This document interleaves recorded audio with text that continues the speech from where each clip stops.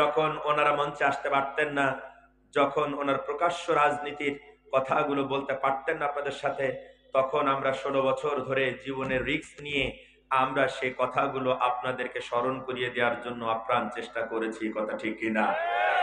কিন্তু এখন যখন ওনারা সকাল বিকাল দুপুর রাত আপনাদেরকে বলতেছেন, তখন এখন আর আমরা এই চেয়ারে বসে অনেক বেশি রাজনৈতিক কথা না বললেও চলে। ঠিক কিনা?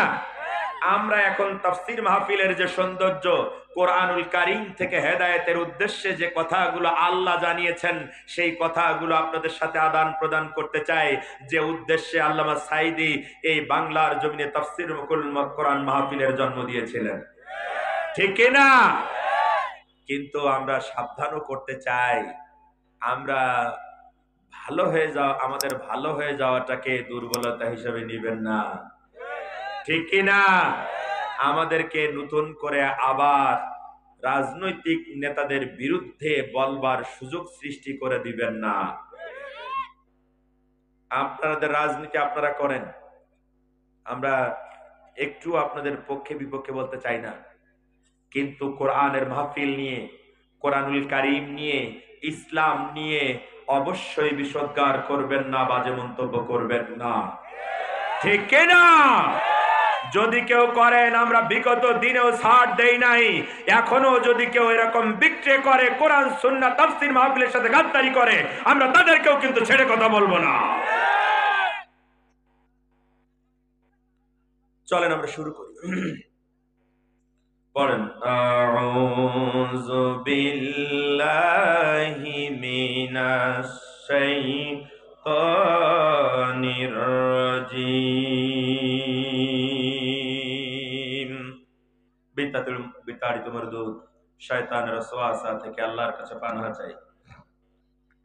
বিসমিল্লাহির রহমানির রহিম।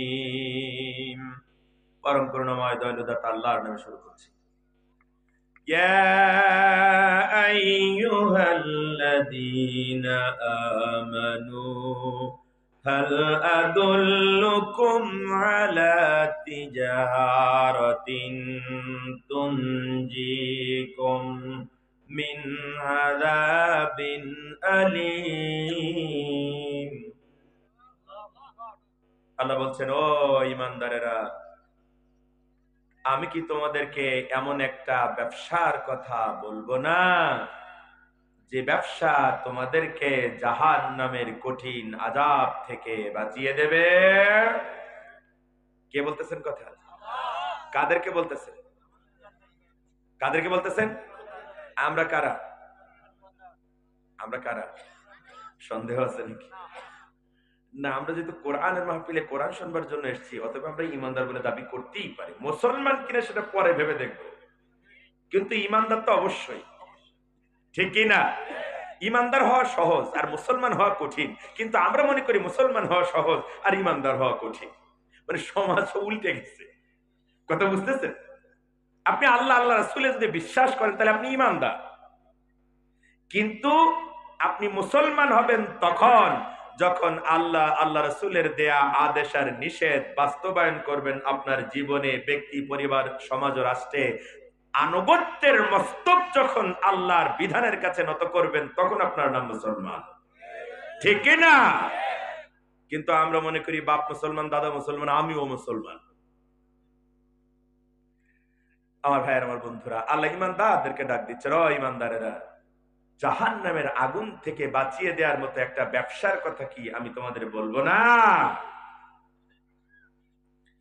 আপনি যদি জানার আকাঙ্ক্ষা নিয়ে আল্লাহর কাছে প্রশ্ন করেন, রব্বুল আলামিন কি সেই ব্যবসা যা আমাকে জাহান্নামের আগুন থেকে বাঁচিয়ে দেবে, আল্লাহ রাব্বুল আলামিন তখন জবাব শুনিয়ে দেন পরের আয়াতে, তুমিনুনা বিল্লাহি ওয়া রাসূলিহি,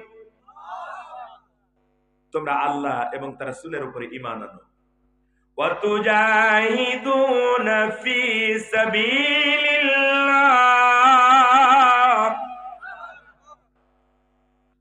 আর আল্লাহ রাস্তায় লড়াই সংগ্রাম করো, প্রাণান্তকর প্রচেষ্টা চালাও। আমরা বললাম, কি দিয়ে সেই লড়াই সংগ্রাম হবে? আল্লাহ রাব্বুল আলামিন বললেন, বিআমওয়ালিকুম ওয়া আনফুসিকুম, তোমাদের মাল আর তোমাদের জান দিয়ে আল্লাহর রাস্তায় লড়াই সংগ্রাম করো। যালিকুম খায়রুল লাকুম ইন কুনতুম তা'লামুন।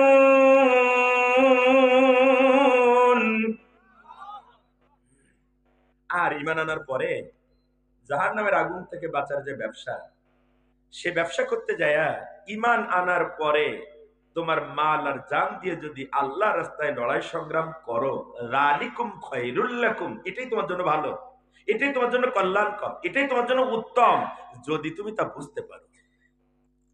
কথা কি বুঝেছেন আমার? এই জন্য দেখা যায় যারা জিহাদ বুঝেছে, যারা আল্লাহ রাস্তায় লড়াই সংগ্রাম করাটা বুঝেছে, তারা ফাঁসির দড়িতে চুমা দিয়ে ফুলের মালার মতো ফাঁসির দড়ি গলায় পরে নেয়, কিন্তু বাতিলের কাছে, ফেসিজমের কাছে মাথা নত করে না। ঠিক কিনা? আর যারা বোঝে না, ওরা জিহাদের কথা শুনলেই বলে জঙ্গিবাদ, জঙ্গিবাদ, জঙ্গিবাদ। ঠিক কিনা? এই জন্য আল্লাহ আয়াতের শেষে বললেন, যদি তোমরা বুঝতে পারো তাহলে এটাই তোমাদের জন্য উত্তম। সুবহানাল্লাহ কর। এখন যদি আপনার অন্তরে আকাঙ্ক্ষা জন্ম নেয় রব্বুল আলামিন জান আর মাল দিয়ে যদি লড়াই সংগ্রাম করি ঈমান আনার পরে শুধু কি জাহান্নামের আগুন থেকে বাঁচাই দিবা আর কি কিছু পাবো না? স্রষ্টা হিসাবে, রব হিসাবে রব্বুল আলামিন জানেন তার সৃষ্টি রাজির মাথায় এই প্রশ্নের দেখা দিতে পারে, সেজন্য প্রশ্ন করার আগেই রব্বুল আলামিন জবাব দিয়েছেন, ইয়াগফির লাকুম যুনুবাকুম। জোরে বলেন। আল্লাহ বললেন, যদি লড়াই সংগ্রাম করো তাহলে বোনাস হিসাবে আমি তোমাদের জীবনের সমস্ত গুনাহ মাফ করে দেব। وَيُدْخِلْكُمْ جَنَّاتٍ تَجْرِي مِنْ تَحْتِهَا الْأَنْهَارُ। আর আমি তোমাদেরকে এমন এক জান্নাতে ঢুকিয়ে দেব, এমন এক জান্নাতে তোমাদেরকে আমি প্রবেশ করিয়ে দেব, যেই জান্নাতের তলদেশ দিয়ে ঝর্ণা ধারা প্রবাহমান। وَمَسَاكِنَ طَيِّبَةً فِي جَنَّاتِ عَدْنٍ ذَلِكَ الْفَوْزُ الْعَظِيمُ। আর ওই জান্নাতে যাদের জন্য আবাস হয়ে যাবে, ওই জান্নাতে যাদের জন্য ঘরের ব্যবস্থা হয়ে যাবে, থাকার ব্যবস্থা হয়ে যাবে, ওরাই হচ্ছে সফল কাম। আমরা যদি পরের একটা যাওয়ার আগে অন্তরে আরেকটু আকাঙ্ক্ষার জন্ম নিই যে আল্লাহ গুনাহ মাফ করে দেবে, জান্নাতে ঢুকিয়ে দেবে, জান্নাতে ঘর দেবে, অনেক কিছু তো পেলাম, আর কি কিছু পাবো না? সুবহানাল্লাহ বলে। মানে পাওয়াটা যখন বেশি হয় তখন চাওয়াটাও বেশি হয়। কথা ঠিক না ভুল? এই চাওয়ার আকাঙ্ক্ষা নিয়ে যদি পরের আয়াতে যান, আল্লাহ রাব্বুল আলামিন বলেন, ওয়া উখরা তুহিব্বুনাহা। আরো জোরে বলা লাগবে, আরেকবার বলেন। কেন? কারণ এই কথাটা খুব মজার, খুব চমৎকার কথা আল্লাহর পক্ষ থেকে। কি সুন্দর করে আল্লাহ বলেছেন, কিন্তু জাতির কপাল পড়া, জাতি অনেক ফাজাইল পড়ে কিন্তু কোরআনুল কারীম পড়ে না, এজন্য বুঝতে পারে না। আল্লাহ রাব্বুল আলামিন বললেন, ওয়া উখরা তুহিব্বুনাহা, আরো কিছু পাবা যা তোমরা খুব ভালোবাসো। সুবহানাল্লাহ বলবেন না? আচ্ছা, জাহান্নামের আগুন থেকে আল্লাহ বাঁচায় দেবে, এটা আমরা ভালোবাসি না? বাসি কিনা? আমাদের জীবনের সব গুনাহ আল্লাহ মাফ করে দেবে, এটা আমরা ভালোবাসি না? আল্লাহ আমাদেরকে নিয়ামতে ভরা জান্নাতে ঢুকিয়ে দেবেন, এটা আমরা ভালোবাসি না? তো এই তিনটা বলার আগে তো আল্লাহ বলেন নাই ওয়া উখরা তুহিব্বুনাহা, আরো কিছু পাবা যা তোমরা খুব ভালোবাসো। তো এই তিনটার থেকে আরো কি আছে যা আপনি আর আমি বেশি ভালোবাসি? যেটা বলার আগে আল্লাহ বললেন ওয়া উখরা তুহিব্বুনাহা, কি সেটা? নাসরুম মিনাল্লাহি ওয়া ফাতহুন করিব। ওয়াবাশশিরিল মুমিনিন।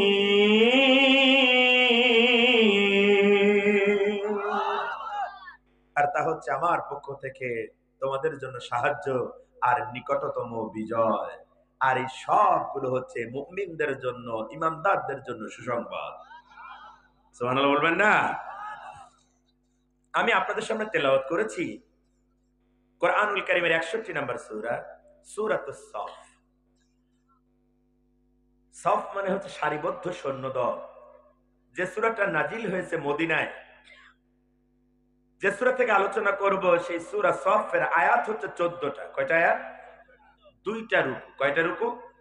আমরা 10, 11, 12 আর 13 এই 4টা আয়াতের থেকে কথা বলবো ইনশাআল্লাহ। ওমা তৌফিকি ইল্লা বিল্লাহ, সুবহানাকা লা ইলমা লানা ইল্লা মা আল্লামতানা, রব্বি ইশরাহ লি সাদরি ওয়াসসির লি আমরি ওয়াহলুল উকদাতাম মিন লিসানি ইয়াফকাহু কওলি। ওয়াল্লাহু আমিন। ঠিক আছে যে আমাদের অতিথি উনি কত ব্যস্ত মানুষ সেটা আপনারা জানেন, তো উনি বিদায় নিতে চান। আল্লাহ রাব্বুল আলামিন ওনাকে নিরাপদে রাখুন, নিরাপত্তার সাথে রাখুন। জনগণের খেদমত করার মানসিকতা দিয়েই আল্লাহ রাব্বুল আলামিন সমাজে চলার তৌফিক দান করবেন। আল্লাহুম্মা আমিন। সম্মানিত ভাইরা, খেয়াল করবেন, খুব গুরুত্বপূর্ণ আলোচনা আজকে আপনাদের সামনে হাজির করেছি। আমার ভাইয়ের, আমার বন্ধুরা, তাফসীর মাহফিলের হক অনুযায়ী আমরা তেলাওয়াত তরজমা শোনার পরে এখন শানে নজুল শুনবো। শানে নজুল হচ্ছে এরকম, আগেই বলেছি সূরাটা নাজিল হয়েছে মদিনায়। ওই মদিনার কিছু সাহাবীরা এক জায়গায় বসে আলোচনা করতেছিলেন, পরস্পর আলোচনা করতেছিলেন। আলোচনার ফাঁকে একজন বললেন, আমার ভাইরা, জাহান্নামের আগুন বড় শক্ত, জাহান্নামের আগুন বড় কঠিন, ওই জাহান্নামের আগুনে জ্বলা যাবে না। তার থেকে ভালো হতো যদি জাহান্নামের আগুন থেকে বাঁচার কোনো ফর্মুলা, কোনো আমল যদি পেয়ে যেতাম। পাশের থেকে আর একজন বলল, ভাই তুমি সঠিক বলেছ, আমার তো মনে হয় জাহান্নামের ওই প্রচন্ড আগুনে জ্বলা যাবে না। জাহান্নামের ওই বিধ্বংসী আগুন যার বর্ণনা বিশ্ব নবী দিয়েছেন, ওই জাহান্নামের আগুন সহ্য করা যাবে না। তার থেকে বড় ভালো হয় যদি ওই জাহান্নামের আগুন থেকে বাঁচার কোনো ফর্মুলা, কোনো আমল যদি পাওয়া যায়। পাশের থেকে আর একজন বলে উঠল, এইদিকে তাকান, মনোযোগ আছে আমার দিকে। পাশের থেকে আর একজন বললেন, ও আমার ভাইরা, তোমরা সঠিক বলেছ, জাহান্নামের ওই প্রচন্ড আগুনে জ্বলা যাবে না, ওই প্রচন্ড আগুনে পোড়া যাবে না। তার থেকে আমার মন বলে যদি জাহান্নামের আগুন থেকে বাঁচার কোনো ফর্মুলা, কোনো আমল যদি পাওয়া যেত, তাহলে জান আর মাল দিয়ে হলেও আমরা সেই আমল করতাম। আপনারাও কি করতে রাজি আছেন ভাই? জাহান্নামের আগুন থেকে আমরা বাঁচতে চাই। সাহাবায়ে কেরাম এই কথার উপরে ঐক্যবদ্ধ হওয়ার পরে, ঐক্যমত হওয়ার পরে এবার একজনকে বললো, তাহলে তুমি নবীজির কাছে যাও, কারণ নবীজি যেহেতু আমাদের মাঝে এখনো বেঁচে আছেন, অতএব জাহান্নামের আগুন থেকে বাঁচার এই ফর্মুলা এখনো পাওয়ার সুযোগ আমাদের কাছে আছে। কথা বলেন ঠিক কি না? তুমি যাও নবীর কাছে, যে বলো, ওগো আল্লাহর নবী, জাহান্নামের আগুন থেকে বাঁচার কোন ফর্মুলা কি আছে, কোন আমল কি পাওয়া যাবে? সে বলে আমার সাহস হয় না। আরেকজনকে বলা হলো তুমি যাও, সে বলে আমার সাহস হয় না। আরেকজন বলা হলো তুমি যাও। এভাবে একজন আরেকজনকে ইনফ্লুয়েন্স করতেছেন, উৎসাহিত করতেছেন, কিন্তু কেউ যেতে রাজি হন না। ইন দি মিন টাইমে, ইত্যবসরে, এমনই সময় একজন আহ্বানকারী নবীর দরবার থেকে ওদের কাছে এলো আর বলল, আল্লাহর নবীর সাহাবীরা, এতক্ষণ তোমরা যারা এখানে বসে আলোচনা করতেছিলে, তোমাদের সবাইকে বিশ্ব নবী তার দরবারে ডেকে পাঠিয়েছে। সাহাবীরা সবাই মিলে এবার চলেছেন বিশ্ব নবীর দরবারে। রাসূলের দরবারে হাজির হওয়ার পরে বিশ্ব নবী তাদেরকে বললেন, আমার সাহাবীরা, তোমরা কি অমুক জায়গায় বসে এমন এমন আলোচনা করতেছিলে নাকি? সাহাবায়ে কেরাম বললেন, ইয়া রাসূলুল্লাহ, ইয়া হাবিবাল্লাহ, আমরা তো এই রকম আলোচনাই করতেছিলাম। বিশ্বনবী বললেন, তোমরা খুশি হও, তোমাদের এই আলোচনা এখন আর মদিনার মরুভূমিতে সীমাবদ্ধ নয়। তোমাদের এই আলোচনা ধ্বনিত প্রতিধ্বনিত হয়ে, রনিত অনুরণিত হয়ে ৭ আকাশ পাড়ি দিয়ে আরশ আজিম পর্যন্ত পৌঁছে গিয়েছে। শুধু তাই নয়, সাহাবীরা খুশি হয়ে যাও, ওই আরশ আজিমের মালিক, যার কাছে জাহান্নামের আগুন থেকে বাঁচার ফর্মুলার আমল চেয়েছিলে, তিনি তোমাদেরকে জাহান্নামের আগুন থেকে বাঁচার ফর্মুলা জানিয়েছেন। সেই ফর্মুলা জানিয়ে জিবরাইল আমিনকে পাঠিয়ে আমার কাছে আয়াত নাজিল করে দিয়েছে। বিশ্ব নবী পড়ে শোনাই দিলেন, ইয়া আইয়ুহাল্লাযীনা আমানু হাল আদুল্লুকুম আলা তিজারাতিন তুনজিকুম মিন আযাবিন আলীম। আজকের আলোচনার তেলাওয়াতকৃত আয়াতগুলো নাজিল হয়ে গেল, বিশ্ব নবী পড়ে শোনাই দিলেন, ও সাহাবীরা, জাহান্নামের আগুন থেকে বাঁচতে চাইলে এই ফর্মুলা অ্যাপ্লাই করা লাগবে। এখন আমরা তাফসীরে ঢুকবো। খেয়াল করেন, সাহাবায়ে কেরাম এক জায়গায় হলে জান্নাতে যাওয়ার পথ কেমন সেটা জানার চেষ্টা করতেন, জাহান্নামের পথ কত কঠিন সেটা নিয়ে ভাবতেন, তার থেকে বাঁচার উপায় খুঁজতেন। রাসূলের কোনো কথা শুনলে, রাসূলের মুখ দিয়ে কোনো আয়াত শুনলে সেইটা কি, কে কি বুঝেছে, তার সারমর্ম সেটা নিয়ে আলোচনা করতেন। কিন্তু আমরা তাদের উত্তরসূরি এই মুসলমানেরা, আমরা এক জায়গায় বসলে এখন কি করি? কি করি? কি করি? হ্যাঁ, ওই কথাটা ভালো করে বলা লাগবে। কি করি? গীবত। কি করি? গীবত। গীবত খুব মজার জিনিস না? হ্যাঁ না, আপনারা জানেন না তো, সেজন্যই বলতেছেন। গীবত এমন মজার জিনিস, যদি আপনি গীবত করেন তাহলে আপনার আপন মৃতক ভাইয়ের গোশত খাইতে পারবেন। নাউজুবিল্লাহ। এই কয়জন বাকি রেখে সুবহানাল্লাহ নাকি? গীবত করলে আপন মৃত ভাইয়ের গোশত খাওয়া যায়, এটা মজার জিনিস না? তাহলে করেন কেন গীবত? সাহাবায়ে কেরাম আত্মসমালোচনা করতেন, নিজের সমালোচনা করতেন। আর যারা নিজের সমালোচনা করে ওরা সমাজে শ্রেষ্ঠত্বের আসনে চলে যায়। ঠিক কি না? সমাজে দেখবেন এক শ্রেণীর একদল মানুষ আছে যারা প্রতিদিন আত্মসমালোচনা করে, সেজন্য আজকের থেকে তার আগামীর দিনটা আরেকটু বেটার হয়। 1 বছর 2 বছর পরে যে দেখা যায় তার জীবনটা চেঞ্জ হয়ে একটা উচ্চ মাত্রায় পৌঁছে গিয়েছে। কথা ঠিক কি না? আর যারা পরের সমালোচনা করে, এটার নাম গীবত। গীবত যারা করে আছে, সমাজে আছে। হ্যাঁ, এই গীবত যারা করে, আল্লাহ রাসূল বলেছেন ওরা মৃত ভাইয়ের গোশত খায়। গীবত মারাত্মক অপরাধ। আল গীবাতু আশাদ্দু মিনাল জিনা। গীবত জিনা করার চাইতেও শক্ত, কঠিন, খারাপ জিনিস। কথা বোঝেন? গীবত সম্পর্কে আরো বলা হয়েছে, আল গীবাতু আশাদ্দু মিনাল কাতল। মানুষ হত্যার থেকে বড় পাপ হচ্ছে গীবত করা। গীবত কি? গীবত হচ্ছে এমন জিনিস যা আপনার ভাই ভুলবশত হোক আর ইচ্ছে করে হোক করে ফেলেছে, যেটা সমাজের মানুষের কাছে বললে সে অপমানিত হয়, তার মাথাটা নিচু হয়, এটাকে বলা হয় গীবত। সাহাবায়ে কেরাম বললেন, ইয়া রাসূলুল্লাহ, এই অপরাধ তো তার মধ্যে আছে, সেটাই তো আমরা বলি। বিশ্বনবী বললেন, এটাই গীবত। আর যেটা তার মধ্যে নাই, মিথ্যা কথা যেটা বানায়া তার নামে বলো, ওটা হচ্ছে বহতান।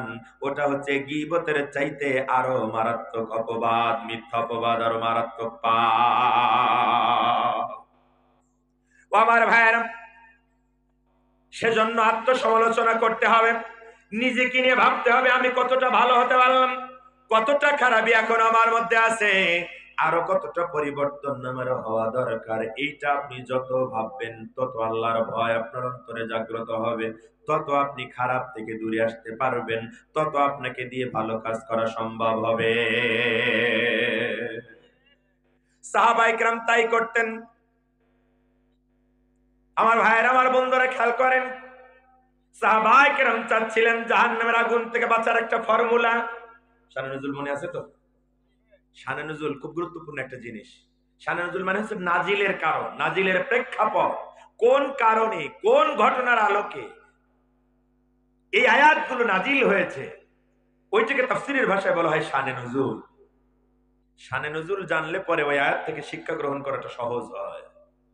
শানে নজুলের সাথে নাজিলের কারণের সাথে যদি আপনার ব্যক্তি, পরিবার, সমাজ, রাষ্ট্রের কারণ মিলে যায়, তাহলে বুঝতে হবে এই আয়াত দিয়ে আল্লাহ যা শিক্ষা দিতে চেয়েছেন ওই শিক্ষা গ্রহণ না করে আমার এখান থেকে উঠা যাবে না। ঠিক কিনা? আমার ভাইয়ের, আমার বন্ধুরা, এবার ব্যাখ্যায় চলেন।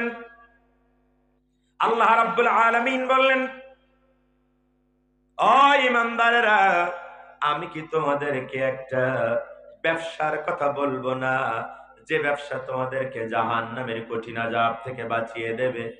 তার মানে আমি অবশ্যই তোমাদেরকে একটা ব্যবসার কথা বলতে চাই, যে ব্যবসা তোমাদেরকে জাহান্নামের আগুন থেকে বাঁচিয়ে দেবে। কথা বুঝতেছেন কিনা?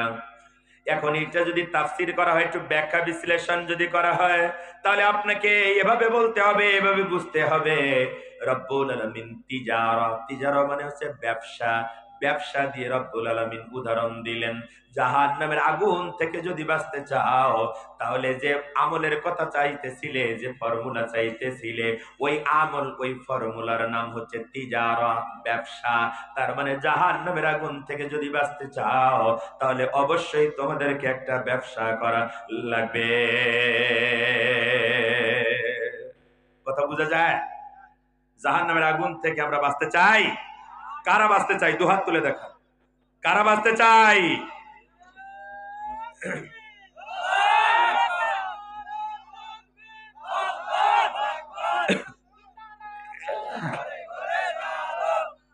আমরা কি জাহান্নামের আগুন থেকে বাঁচতে চাই? সবাই চাই। যদি চাই তাহলে ব্যবসা করা লাগবে। কি করা লাগবে? আচ্ছা, ব্যবসা বোঝেন আপনারা? বলেন তো, বৈধভাবে ব্যবসা করার জন্য কয়টা জিনিস লাগে? 5টা। কয়টা?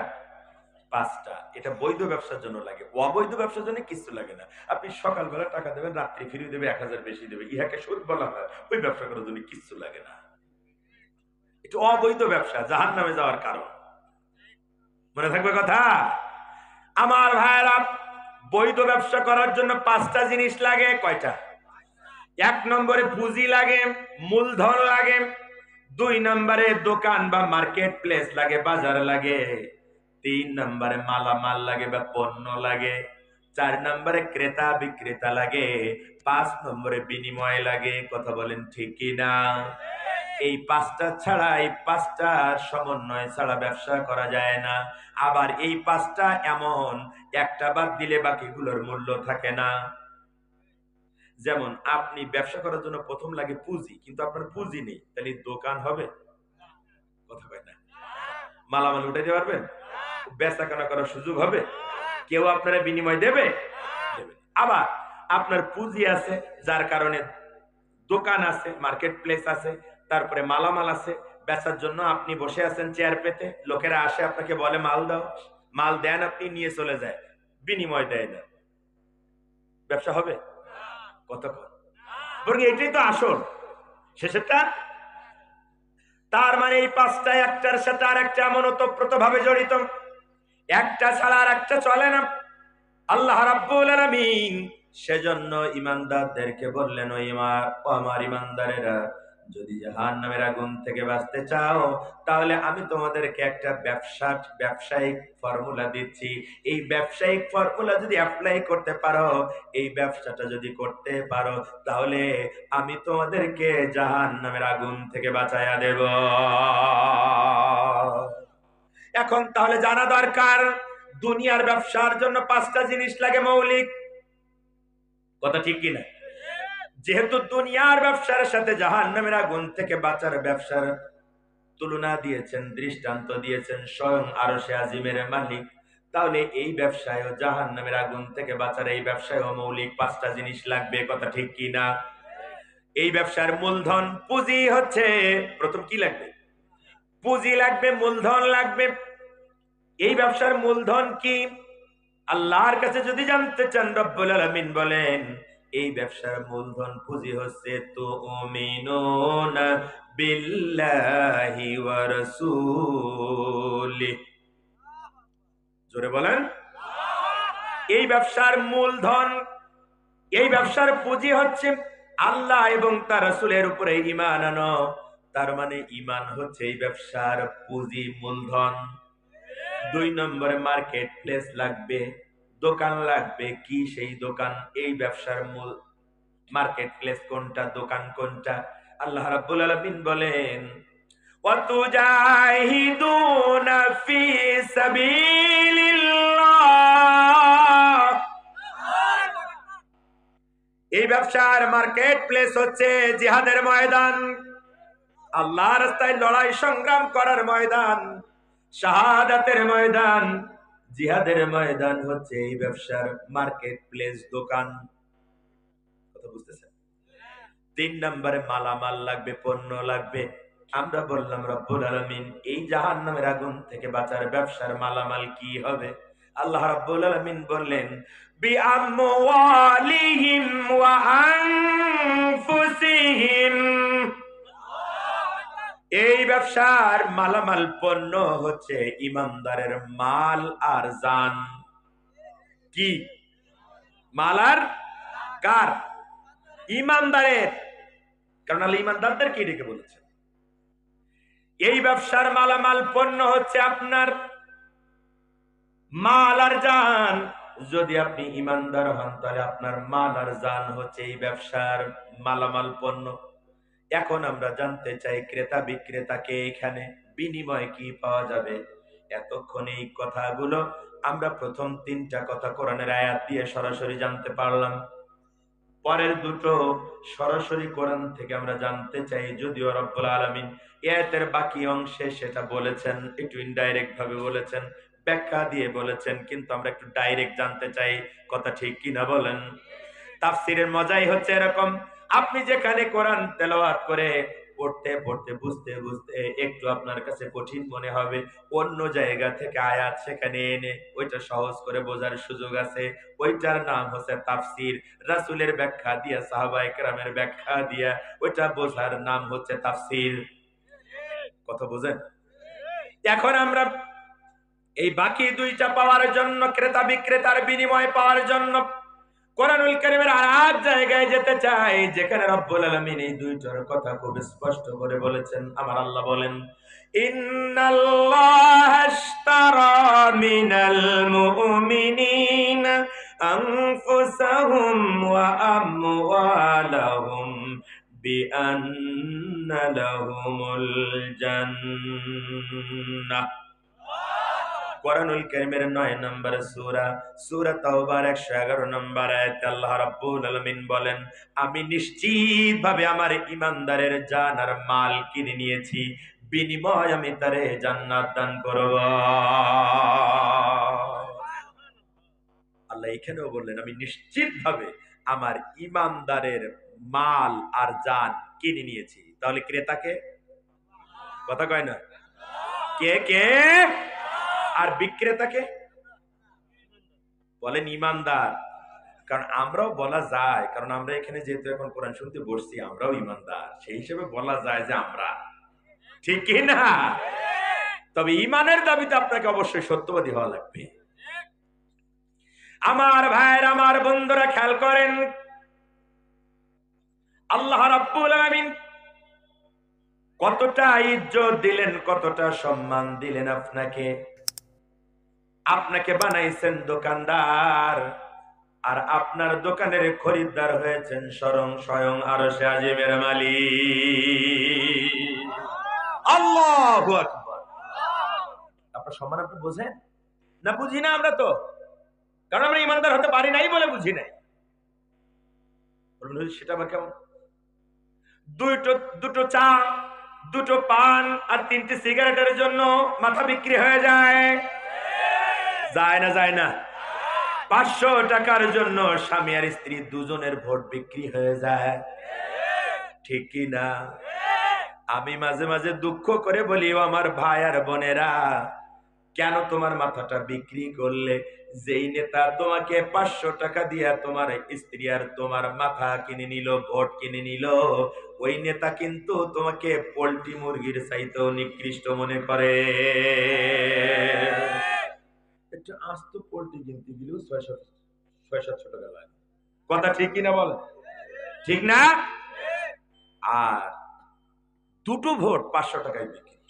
কথা ঠিক না ভুল?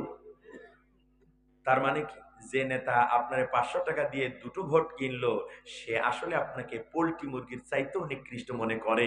এই জন্য ভোটের আগে এসা সাদা জামার সাথে আপনার কাদাওয়ালা জামা বুকের সাথে জড়ায় ধরে কলাকুলি করে, কিন্তু ভোটে একবার পাশ করে গেলে আপনার থেকে উপরের লোকেরাও তার গেটে যাইয়া দাঁড়ানোর সাহস পায় না, ঠিক না? তখন হেঁটে পায়ে স্যান্ডেল ছিঁড়ে গেলেও রাস্তা হয় না, মসজিদের ওযুখানা বাথরুমও হয় না। কথা বলেন ঠিক কি না? আপনার কত বড় গুরুত্বই দেন, কে দেবে কেন? কারণ আপনি তো তার কাছে বিক্রি, আপনি তো আপনার মাথা বিক্রি করেছেন, আপনি তো তার কেনা গোলাম। আপনার সে দিতেও পারে, না দিতেও পারে। কথা ঠিক কি না? ও আমার ভাইয়েরা, কেন বোঝেন না? আপনাকে সম্মান দিয়েছেন আরশে আজিমের মালিক, ওই সম্মান দুনিয়ার আর কেউ আপনাকে দেয় নাই। কথা বলেন ঠিক কি না? আল্লাহ রাব্বুল আলামিন এমন সম্মান দিলেন, এমন সম্মান দিলেন, আপনি হচ্ছেন দোকানদার আর আপনার দোকানের খরিদ্দার হচ্ছেন স্বয়ং আরশে আজিমের মালিক। আর আপনার এই খরিদ্দার, আপনার দোকানের এই ক্রেতা এমন সম্মানিত সত্তা, এমন মহামহিম, আপনি যদি তার কাছে যান আর মাল বিক্রি করতে পারেন, তাহলে তিনি গ্যারান্টি দিয়েছেন, আমি তোমাদেরকে জান্নাত দান করে দেব। একটা কথা ভালো করে বুঝবেন, আপনি যতক্ষণ যান আর মাল বিক্রি করতে না পারবেন, ততক্ষণ আপনি জান্নাত চাইতে পারেন না। কথা ঠিক কি না বলেন? যদি এটা বুঝাতে চাই তাহলে একটা উদাহরণ দেয়া লাগবে। ধরে নেন, আপনি যদি কদম ছিলেন বাজারে যান, কদম ছিলেন না, কদম ছিলেন বাজারে গেলেন, বাজারে গেলে দেখবেন সবজি বিক্রেতারা সবজি সুন্দর করে সাজায় বসে আছে, ঠিক কিনা? ওই সবজি বিক্রেতার সামনে দিয়া কত হাজার মানুষ সকাল থেকে চলে গেল, কারো কাছে সে টাকা চায় না। কথা ঠিক কিনা?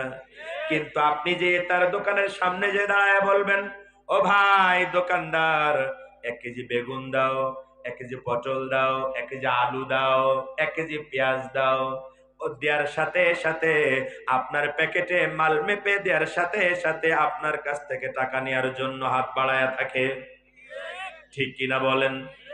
এতক্ষণ কারো কাছে টাকা চাই নাই, হাত বাড়ায় নাই, কারণ কারো কাছে বিক্রি করি নাই, এজন্য কারো কাছে টাকা চাই নাই।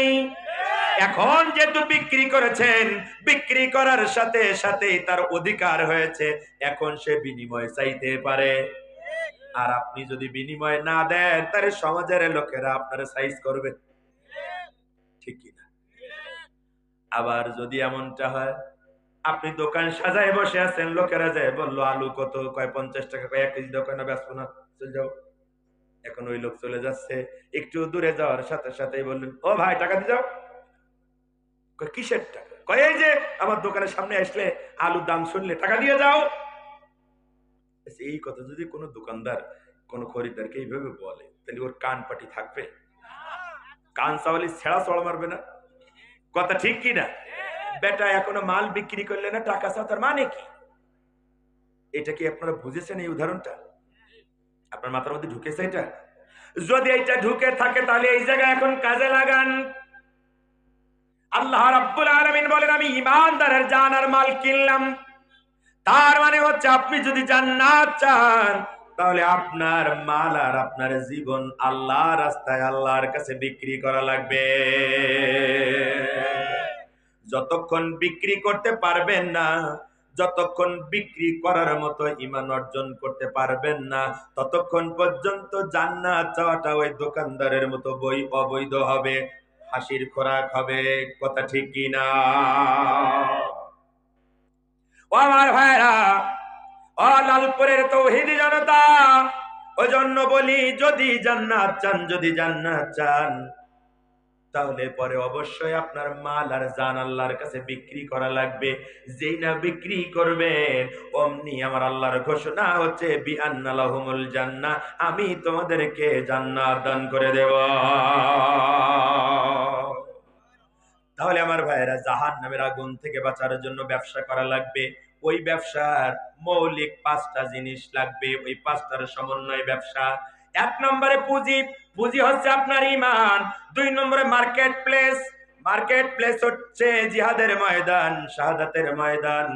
3 নম্বরে মালামাল লাগবে, পণ্য লাগবে। এই ব্যবসার মালামাল আর পণ্য হচ্ছে ঈমানদারের জান আর মাল। 3 নম্বরে ক্রেতা বিক্রেতা লাগবে, 4 নম্বরে ক্রেতা বিক্রেতা লাগবে। এইখানে বিক্রেতা হচ্ছে ঈমানদার, আর ক্রেতা হচ্ছেন স্বয়ং আরশে আজিমের মালিক। আর যদি জান আর মাল বিক্রি করতে পারেন, তাহলে 5 নম্বরে যে বিনিময় দরকার, রব্বুল আলামিন বলেন বিনিময় হিসাবে আমি তোমাদের জান্নাত দান করে দেব। ও আমার ভাইয়ের, আমার বন্ধুরা, খেয়াল করেন কি গুরুত্বপূর্ণ কথা, কি মজার কথা, কত হৃদয় প্রশান্তিদায়ক কথা। আল্লাহ রাব্বুল আলামিন বললেন, ও বান্দারা, জাহান্নামের আগুন থেকে বাঁচার জন্য ব্যবসা করো, জাহান্নামের আগুন থেকে বাঁচার জন্য ব্যবসা করো।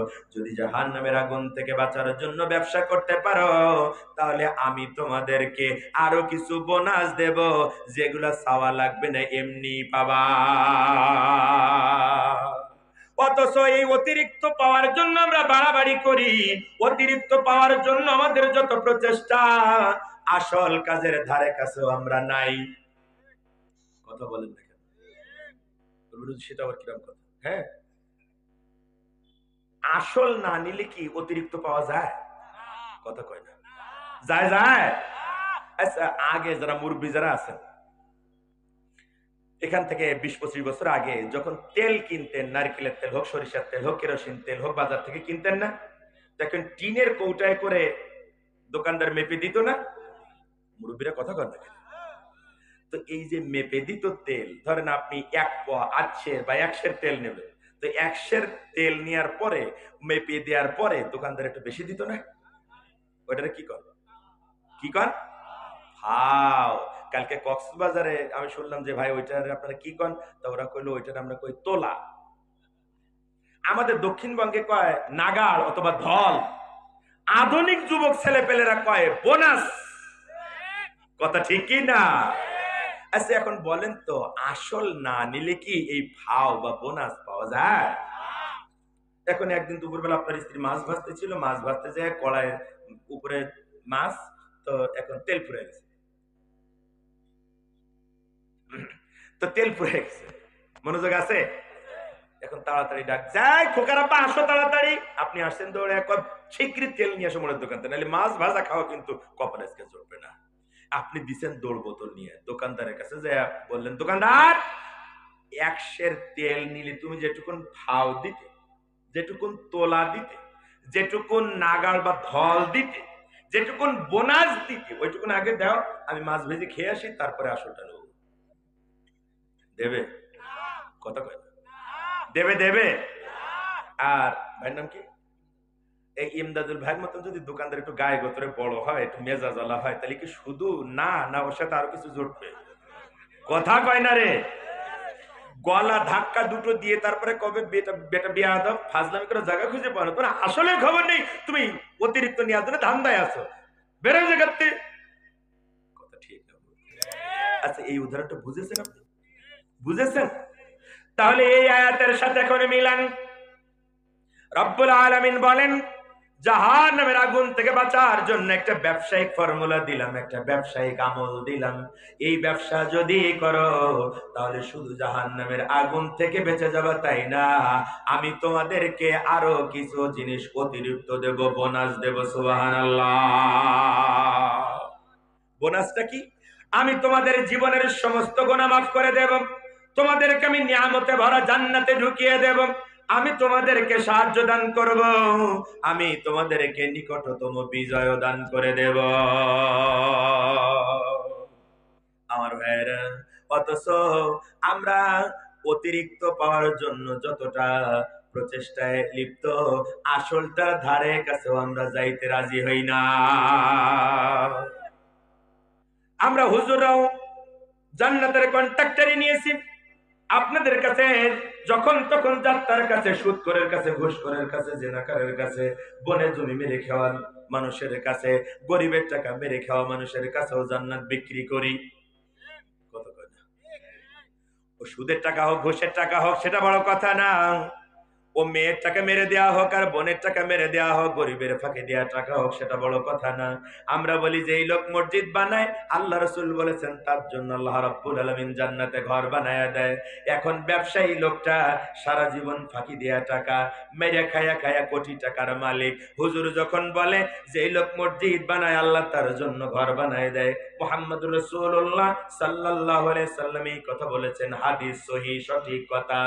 কিন্তু এই কথা বলার আগে ইমাম সাহেবের বলার দরকার ছিল, আমার ভাইয়েরা খবরদার, এই কদম চিলানের মসজিদের টাইলস লাগানো জরুরি নয়, আমি প্লাস্টার দিয়া শর্ট বিছায়া নামাজ পড়ব, অসুবিধা নাই, কিন্তু খবরদার কোন সুদখোর, সুদ খাওয়া টাকা, ঘুষ খাওয়া টাকা, কোন দেহ ব্যবসায়ীর দেহ ব্যবসা করা টাকা, জনগণের মেরে খাওয়া টাকা, বনের জমি মেরে খাওয়া টাকা, হজ করতে যাওয়ার সময় মেরে ফাঁকি দেওয়া টাকা, এই টাকা মসজিদে দান করতে পারবা না, কারণ তোমার ওই টাকা দিয়া টাইলস লাগাইলে ওর পরে সেজদা দিলে ও সেজদা কবুল হবে না।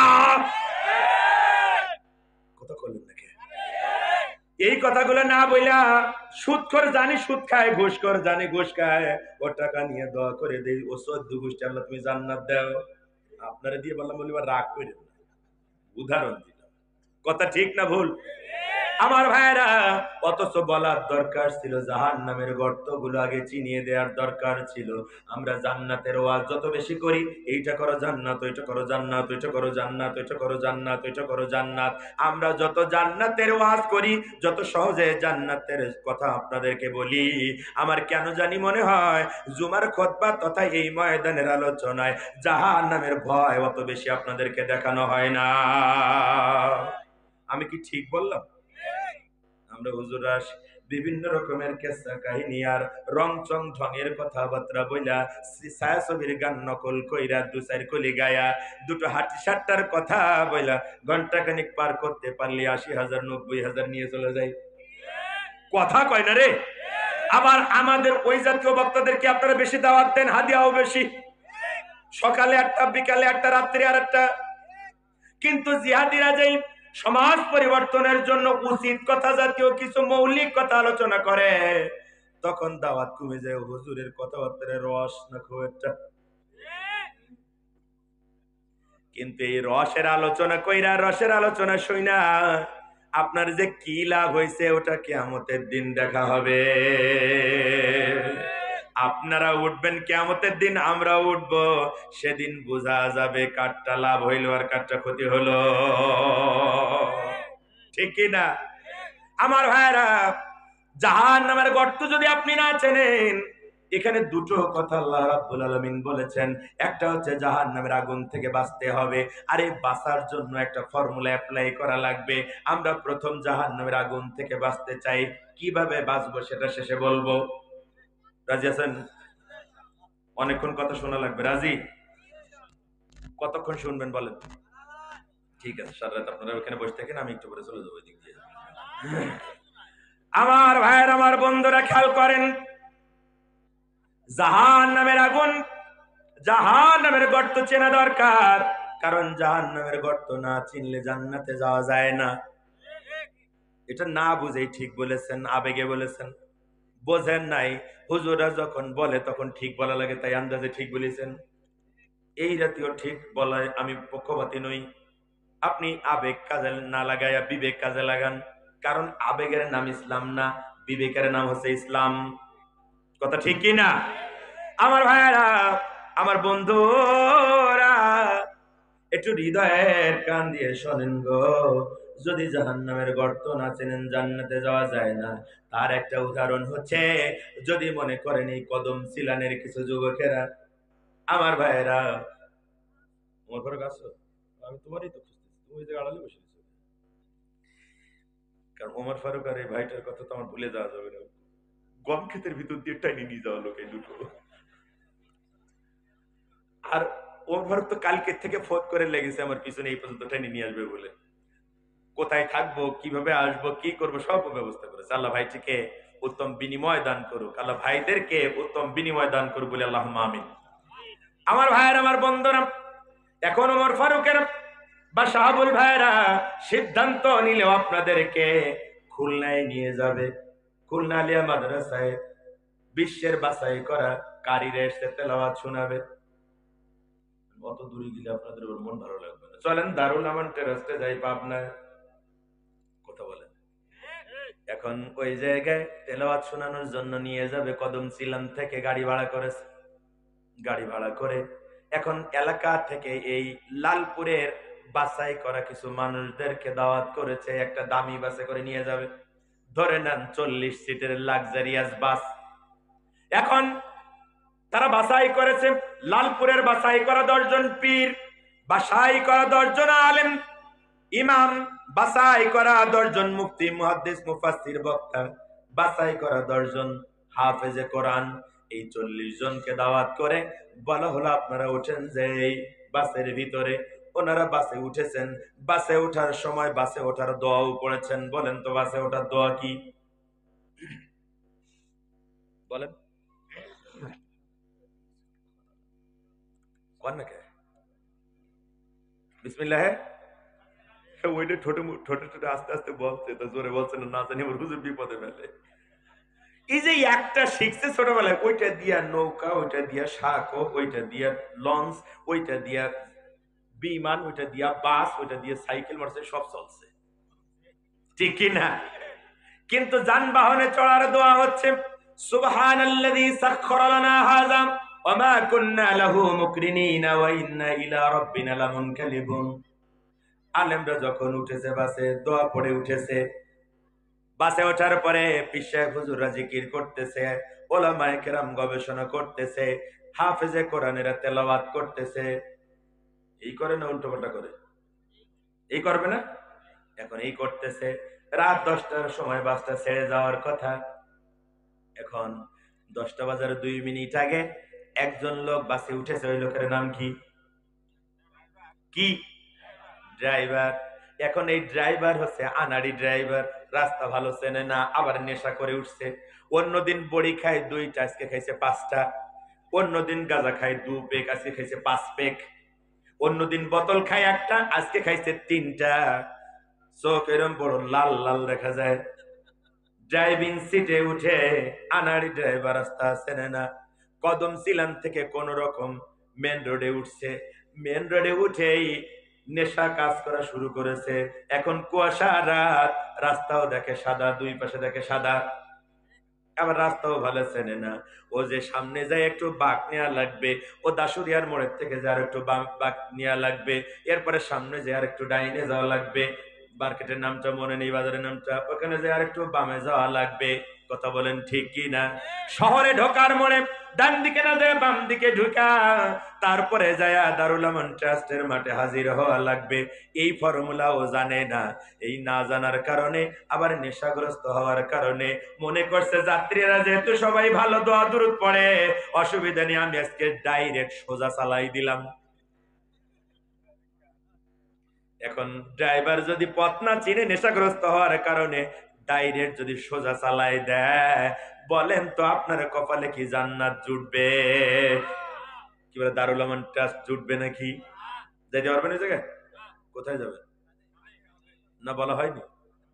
বলতে হবে হুজুর কপাল যদি ভালো হয় তাহলে হসপিটালে খবর নিয়েন, আর যদি কপাল মেলা খারাপ হয় তাহলে কদম সিলান গোরস্থানে একটু জানাজাটা পড়ে দিয়েন।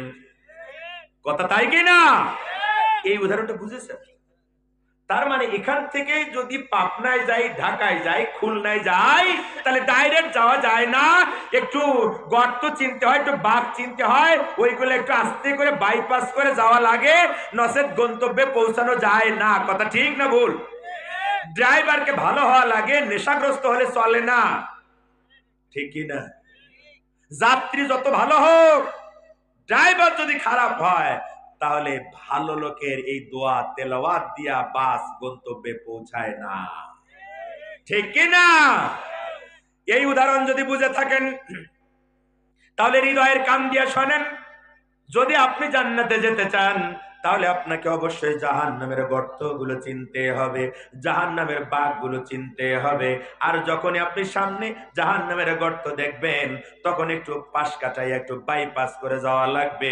আপনি যদি জাহান্নামের গর্তগুলো চিনে একটু বাইপাস করে সামনে যাইতে পারেন, রব্বুল আলামিন বলেন জান্নাত চাওয়া লাগবে না, ওটা আমি তোমারে এমনি দেব, অটো দেব, বোনাস দেব, খাও দেব। কেন?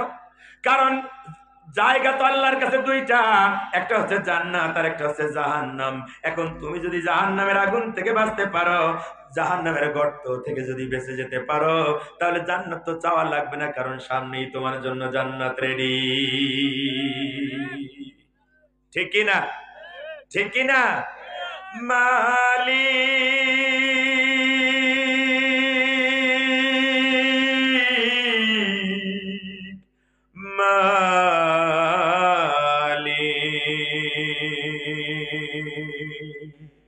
একটা ঘর বানিয়ে দিও মালিক, তুমি জান্নাতে, তোমার কাছে আমার একটা ঘর বানিয়ে দিও, সে বিভীষিকাময় মহাদিনে তোমার প্রতিবেশী করে নিও মালিক, তুমি জান্নাতে, তোমার পাশে আমার একটা ঘর বানিয়ে দিও। বলেন আল্লাহুম্মা আমিন। আমার ভাইয়েরা, ওই জান্নাতে আমরা যেতে চাই কিনা? তাহলে জাহান্নামের গর্ত চেনা লাগবে কি লাগবে না? এখন আমি আপনাদের কিছু জাহান্নামের গর্তের সন্ধান দেব, দিয়ে আলোচনাটা আমি শেষ করব। খেয়াল করেন আমার ভাইয়েরা, জাহান্নামের ব্যাপারে রব্বুল আলামিন বারবার সাবধান করেছেন, বারবার সাবধান করেছেন। আমার ভাইয়েরা, জাহান্নামের গর্তের কথা আমি এখন বলতে চাই, কিন্তু তার আগে একখান কথা মাথার মধ্যে পাক মারছে, আমি একটু বলবো নাকি? এটা একটু বলে নেই, নেকুল যে শান্তি হবে না। আমার ভাইয়েরা, এই যে ড্রাইভারকে দিয়ে একটা উদাহরণ দিলাম, এই উদাহরণটা কি আপনাদের কাছে বিশ্বাসযোগ্য মনে হয়েছে? এটা বাস্তব কিনা? যে ড্রাইভার যদি ভালো না হয়, তাহলে বাস গন্তব্যে, যাত্রী যতই ভালো হোক, ড্রাইভার যদি ভালো না হয়, তাহলে বাস গন্তব্যে যায় না। এটা যদি সঠিক হয়, তাহলে আমার কথা, ও আলেম ভাইরা, ওই বাসের যাত্রী যদি অর্ধেকও ভালো হইতো আর অর্ধেক যদি খারাপ হইতো, কিন্তু ড্রাইভার যদি ভালো হইতো, তাহলে ওই বাস গন্তব্যে পৌঁছাইতো নাকি পৌঁছাইতো না? পৌঁছাতো কিনা? আমার ভাইরা, ও সমাজের পীর সাহেবেরা, আলেম সমাজ, ও ইমাম সমাজ, বক্তা সমাজ, হাফেজে কোরআনেরা, আপনাদের বিবেকের দরজায় একটু করাঘাত করতে চাই। একটু খেয়াল করেন তো, আমার এই কথাটুকুন একটু ভেবে দেখবেন তো। আপনি আর আমি যেই সমাজ নামক যেই বাসের যাত্রী, ওই সমাজ নামক বাসের যাত্রী হইয়া আমরা যারা শুধু জিকির নিয়ে ব্যস্ত, খানকার মুরিদ নিয়ে ব্যস্ত, যারা শুধু ওয়াজ নিয়ে ব্যস্ত, ইমামতি নিয়ে ব্যস্ত, যারা শুধু তেলাওয়াত নিয়ে ব্যস্ত, তারা কি একবার ভেবে দেখেছি যে সমাজ নামক বাসের যাত্রী আপনি আর আমি, ওই সমাজের ড্রাইভার যদি ভালো না হয়, ওই সমাজের ড্রাইভার যদি হয় সুদখোর, ঘুষখোর, জেনাকার, বদমাইশ, লুচ্চা, চাঁদাবাজ, সন্ত্রাসী, মাস্তান, ও যদি জাহান্নামের গর্ত না চেনে, ও যদি জান্নাতের পথ না চেনে, তাহলে সমাজের ওই ড্রাইভার দিয়ে কি আপনার এই সমাজটা কি জান্নাতে যেতে পারবে? পারবে? পারবে? যদি না পারে তাহলে সমাজে শুধু জিকির আজকার ওয়াজ আর ইমামতি আর তেলাওয়াত নিয়ে কেন ব্যস্ত? কেন সমাজের ড্রাইভার চেঞ্জ করার জন্য আপনার কোনো ভূমিকা নাই? কেন আপনি বুঝতেছেন না? সমাজের ড্রাইভার যদি ভালো না হয়, সমাজের নেতা যদি ভালো না হয়, তাহলে যে সমাজ যাত্রা করার ছিল জান্নাতের দিকে, সমাজের ড্রাইভার নেশাগ্রস্ত আর চরিত্রহীন লম্পট হওয়ার কারণে, রাস্তা না চেনার কারণে এই ড্রাইভার তো আপনাকে অবশ্যই গর্তে, জাহান্নামের গর্তে ফেলে দেবে। ঠিক কি না? কথাটা কি যৌক্তিক না আমি আন্দাজে বললাম? যুক্তি আছে না নাই? আমার ভাইয়েরা, যদি যুক্তি থাকে তাহলে নাটোরের তৌহিদি জনতা আলোচনার এই পর্যায়ে জানতে চাই, আগামী দিন যদি নেতা নির্বাচনের সুযোগ আসে, তাহলে আর কোন চরিত্রহীন লম্পট, চাঁদাবাজ, সন্ত্রাসী, মাস্তান, লুচ্চা, বদমায়েশ, দুর্নীতিবাজ আর কোন জাহান্নামের পথ চেনে না, জান্নাতের পথ চেনে না, কোরআন হাদিসের জ্ঞান জানে না, নেশা করে পড়ে থাকে, পায়খানার টাকা পর্যন্ত মেরে খায়, ওদেরকে আর নেতা বানানো যাবে না। ঠিক কিনা? এই সমাজ নামক বাসটা যদি জান্নাতে নিয়ে যেতে হয়, তাহলে আগামীর দিন যখন সমাজ পরিবর্তনের জন্য নেতা নির্বাচন করতে হবে, তখন সেই নেতা হতে হবে অবশ্যই জাহান্নামের গর্ত যারা চেনে, জান্নাতের পথ যারা চেনে, সুদ ঘুষ থেকে যারা মুক্ত, যারা দুর্নীতিবাজ নয়, জনগণের পাশে যে দায়, ওই আলেম ওলামাদেরকেই আগামী দিনের নেতা বানাতে হবে। কারা রাজি আছো? দুই হাত তুলে দেখাও।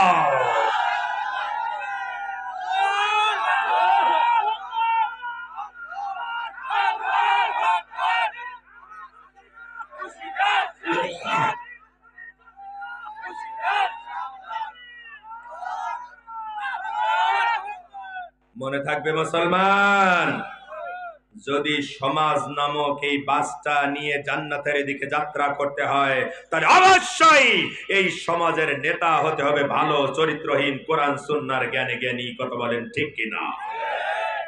আমার ভাইয়েরা, রাগ করেছেন আমার উপরে? আমি রাগ করার মতো কিছু বলি নাই তো না। আপনি যদি নেতা হইয়া আমার করে রাগ এরকম করে করেন, তা আপনার কপাল পড়বে, আমার কি হবে রে ভাই? আমারে ফোন করে গালি দিতে পারবা, হুমকি দিতে পারবা, রাস্তাতে ধরে পুলিশে দিতে পারবা, এর বেশি তো কিছু করতে পারবে না। কারণ মেরি ফেলার ক্ষমতা তো তোমার নেই। আছে? মেরি ফেলার ক্ষমতা যদি তোমার কাছে থাকতো, তাহলে ব্যারিস্টার আরমান, আমান আজমি এরা আয়না ঘর থেকে 12-13 বছর পরে বের হইতে পারতো না। ঠিক কিনা? আমার ভাইয়ের, আমার বন্ধুরা, আমরা আলেমরা তোমাদের ভয় পাই না, আমরা একজনকে ভয় পাই। তিনি কে? ওজন্য আমরা বারবার বলি হাসবুনাল্লাহু ওয়া নি'মাল ওয়াকিল। আল্লাহ আমার জন্য যথেষ্ট। ঠিক কি না? 16 বছর ধরে কম চেষ্টা তো করো নাই। 2 দিন অঘোষিত রিমান্ড, জেল খাটছি, মামলাও দিয়েছো, কিন্তু মুক্ত বন্ধ করতে পারো না। ঠিক কি না? অতএব নতুন করে আর পায় তারা কইরো না। আমাদের মুখ কত সহজে বন্ধ করা যায় না, কারণ আমরা কোন নেতার নামে স্লোগান মারি না, কোন নেত্রীর নামে স্লোগান মারি না। আমরা স্লোগান মারি, আমরা দালালি করি আরশ আজিমের আর কোরআনুল কারীমের। কথা ঠিক কিনা? এবার চলেন জাহান্নামের কিছু গর্ত বলে দেই। মনোযোগ আছে আমার দিকে? জাহান্নামের ভয় দেখাচ্ছেন আমার রব্বুল আলামিন নিজে স্বয়ং। বারবার বারবার আপনাকে জাহান্নামের ভয় দেখিয়েছেন। জাহান্নামের আগুন থেকে বাঁচার জন্য আল্লাহ রাব্বুল আলামিন বারবার আহ্বান জানিয়েছেন। আল্লাহ রাব্বুল আলামিন বলেন, ফাত্তাকুন নারাল্লাতী ওয়াকুদুহান নাস ওয়াল হিজারা উইদ্দাত লিল কাফিরিন।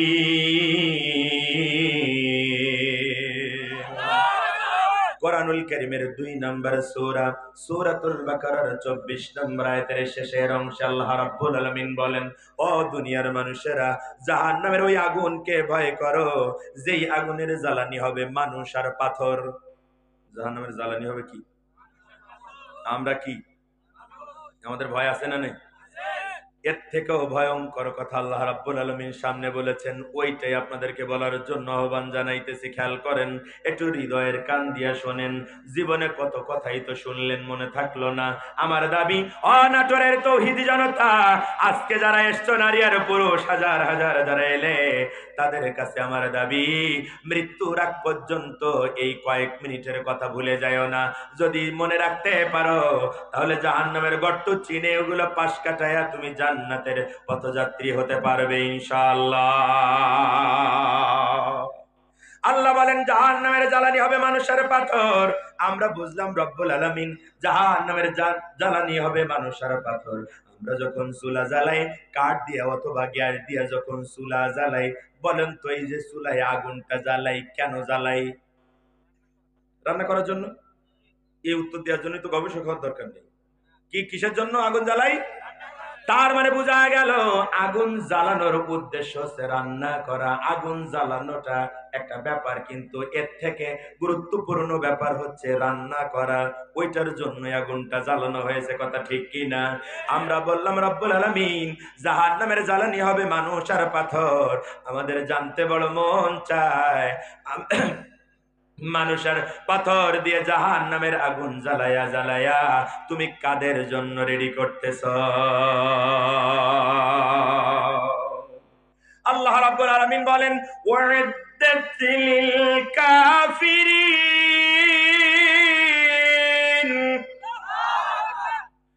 জাহান্নামের এই মানুষের পাথর দিয়ে জাহান্নামের আগুন জ্বালায়া জ্বালায়া আমি কাফেরদের জন্য রেডি করতেছি। নাউজুবিল্লাহ। কাফের মানে কি? কাফের মানে কি? কাফের মানে অস্বীকারী। কাফের মানে কি? অস্বীকারী। এখন কি অস্বীকার করলে মানুষ কাফের হয়? কাকে? জি, এই যে জবাবটা আপনারা দিয়েছেন, এটাও সঠিক জবাব। এই কথাও আল্লাহ কোরআনে বলেছেন, কিন্তু এর থেকে ভয়ঙ্কর কথাও আল্লাহ বলেছেন। কি সেটা? আপনারা যেটা বলেছেন সেটা আগে বলে নেই।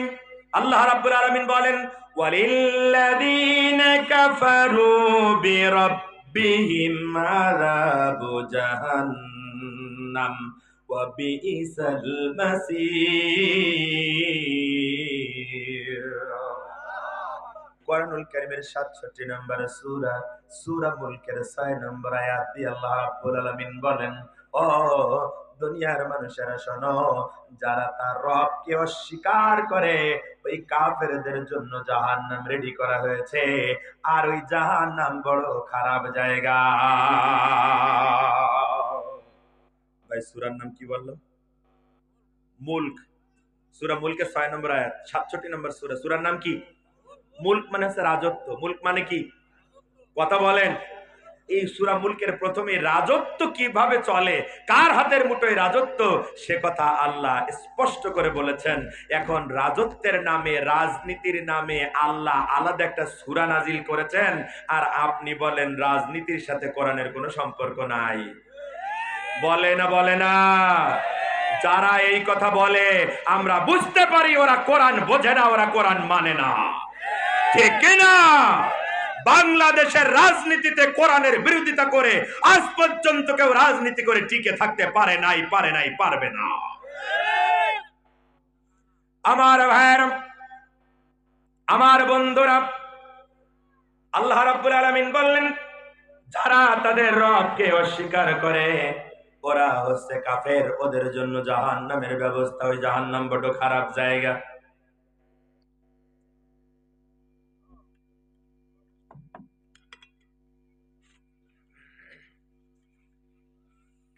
এখন আমরা জানতে চাইলাম রব্বুল আলামিন শুধু কি যারা রব অস্বীকার করে ওরাই কাফের, না আরো কাফের আছে? আল্লাহ রাব্বুল আলামিন বললেন আরো কাফের শুধু নাই, এর থেকে ভয়ঙ্কর কাফের আছে। কথা বুঝতেছেন আমার? সে ভয়ঙ্কর কাফের কারা? আল্লাহ রাব্বুল আলামিন বলেন, ইন্নাল্লাযীনা কাফারু বিআয়াতিনা সাওফা নুসলিহিম নারা কুল্লামা নাদিযাত জুলুদুহুম বাদদালনাহুম জুলুদান গায়রাহা লিয়াযুকুল আযাব ইন্নাল্লাহা কানা আজিজান হাকীমা। আরো জোরে আল্লাহু আকবার। আল্লাহ রাব্বুল আলামিন কোরআনুল কারীমের 4 নম্বর সূরা নিসার 56 নম্বর আয়াত দিয়া বলেন, ভাই কালকে আমার বিরুদ্ধে চার দোকানে সমালোচনা হবে, কিছু লোকজন আমারে গালিগালাজ করবে, তখন আপনাদের যাদের খারাপ লাগবে, আমার পক্ষ নিয়ে যারা ওদের সাথে জবাব দিতে যাবেন, তাদের এইটা দরকার। এই একটা মনে রাখবেন। 4 নম্বর সূরা নিসার 56 নম্বর আয়াত মনে থাকবে কথা। আমার ভাইয়ের, আল্লাহ রাব্বুল আলামিন বলেন, ওরা নিশ্চিত কাফের যারা আমার আয়াত অস্বীকার করেন।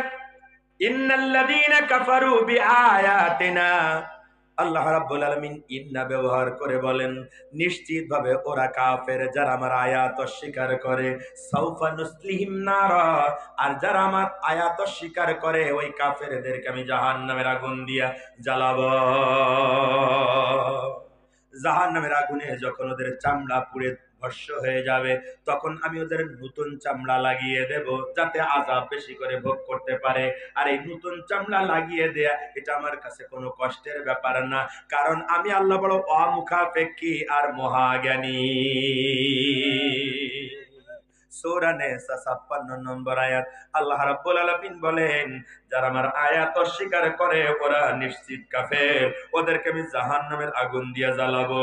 ও লালপুরের তৌহিদি জনতা, নাটোরের তৌহিদি জনতা, আপনাদের কাছে জানতে চাই, আমরা কি কেউ আল্লাহর আয়াত অস্বীকার করি না করি না?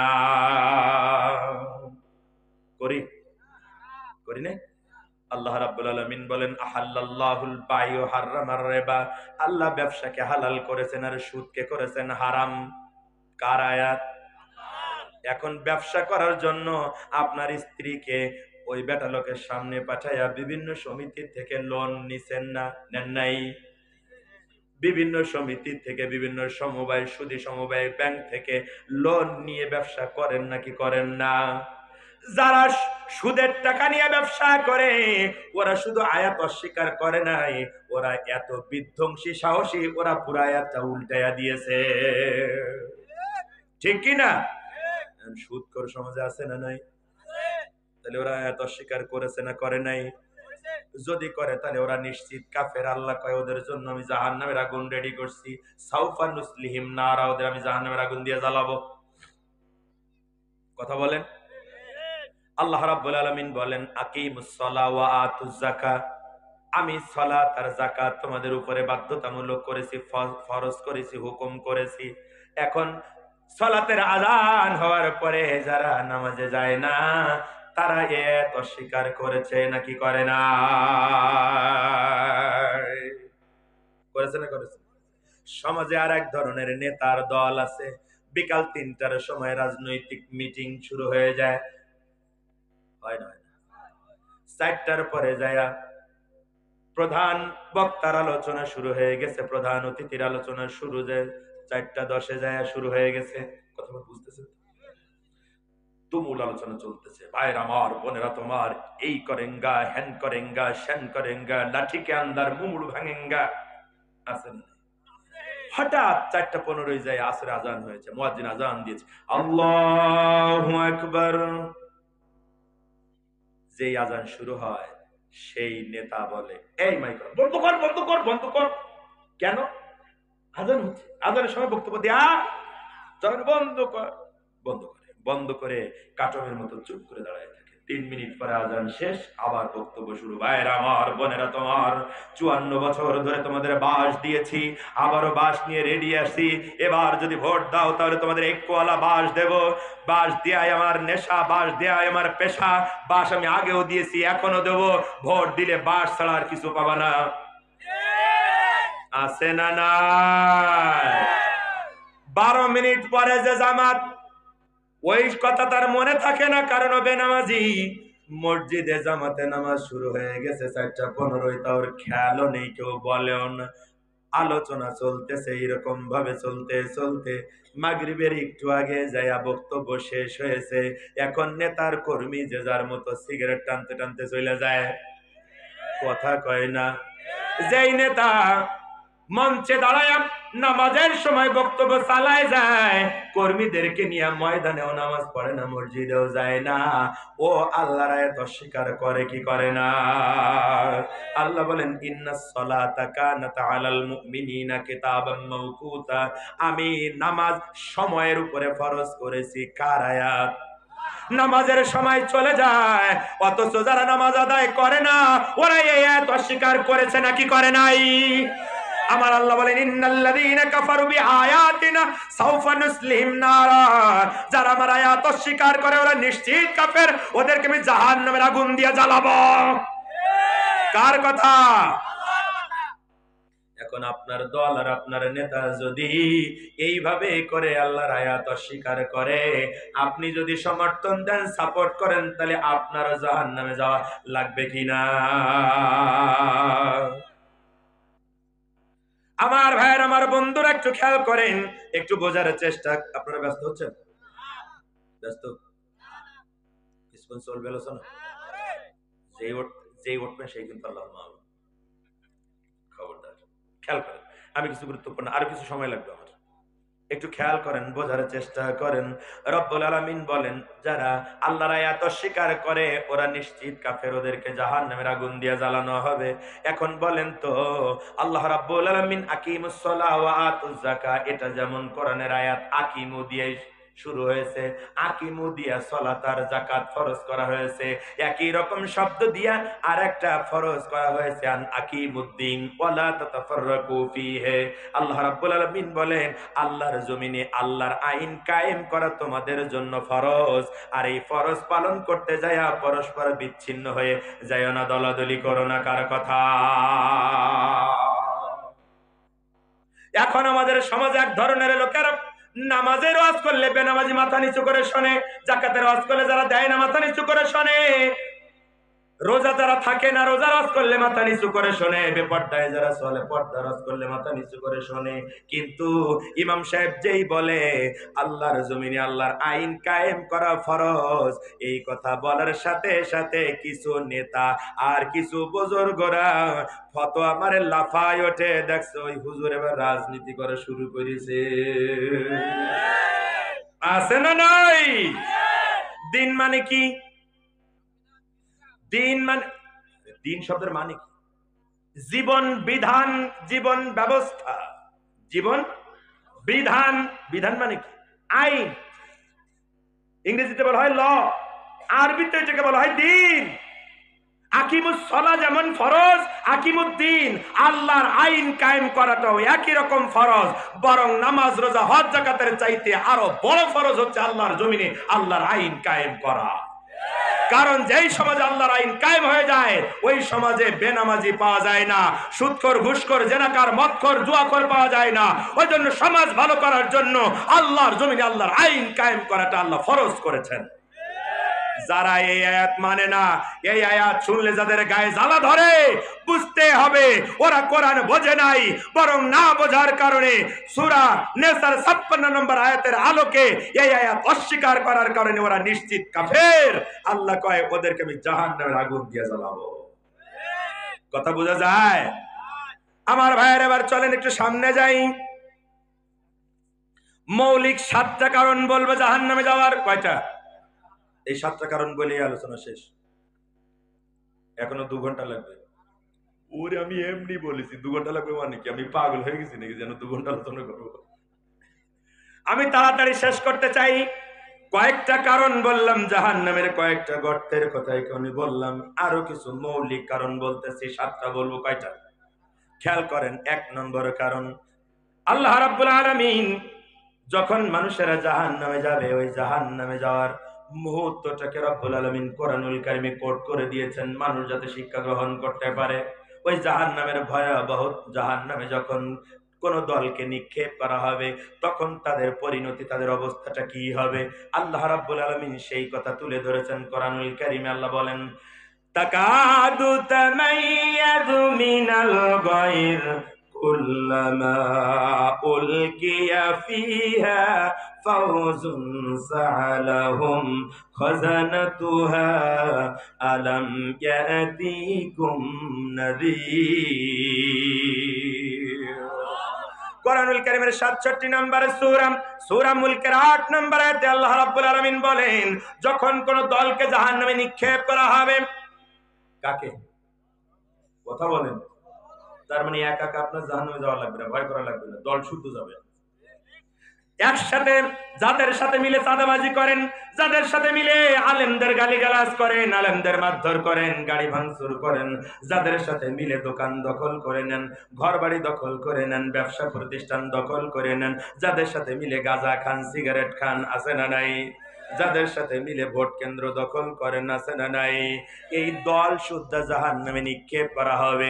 যখন কোন দলকে জাহান্নামে নিক্ষেপ করা হবে তখন জাহান্নামের দারোগা, ওই জাহান্নামের ফেরেশতা, মালিক ফেরেশতা তখন ওদেরকে ডেকে বলবে, যারা জাহান্নামে যাবে ওদেরকে ডেকে বলবে, ও জাহান্নামীরা, আলাম ইয়াতিকুম নাযীর, তোমাদের কাছে কি সাবধানকারী যায় নাই?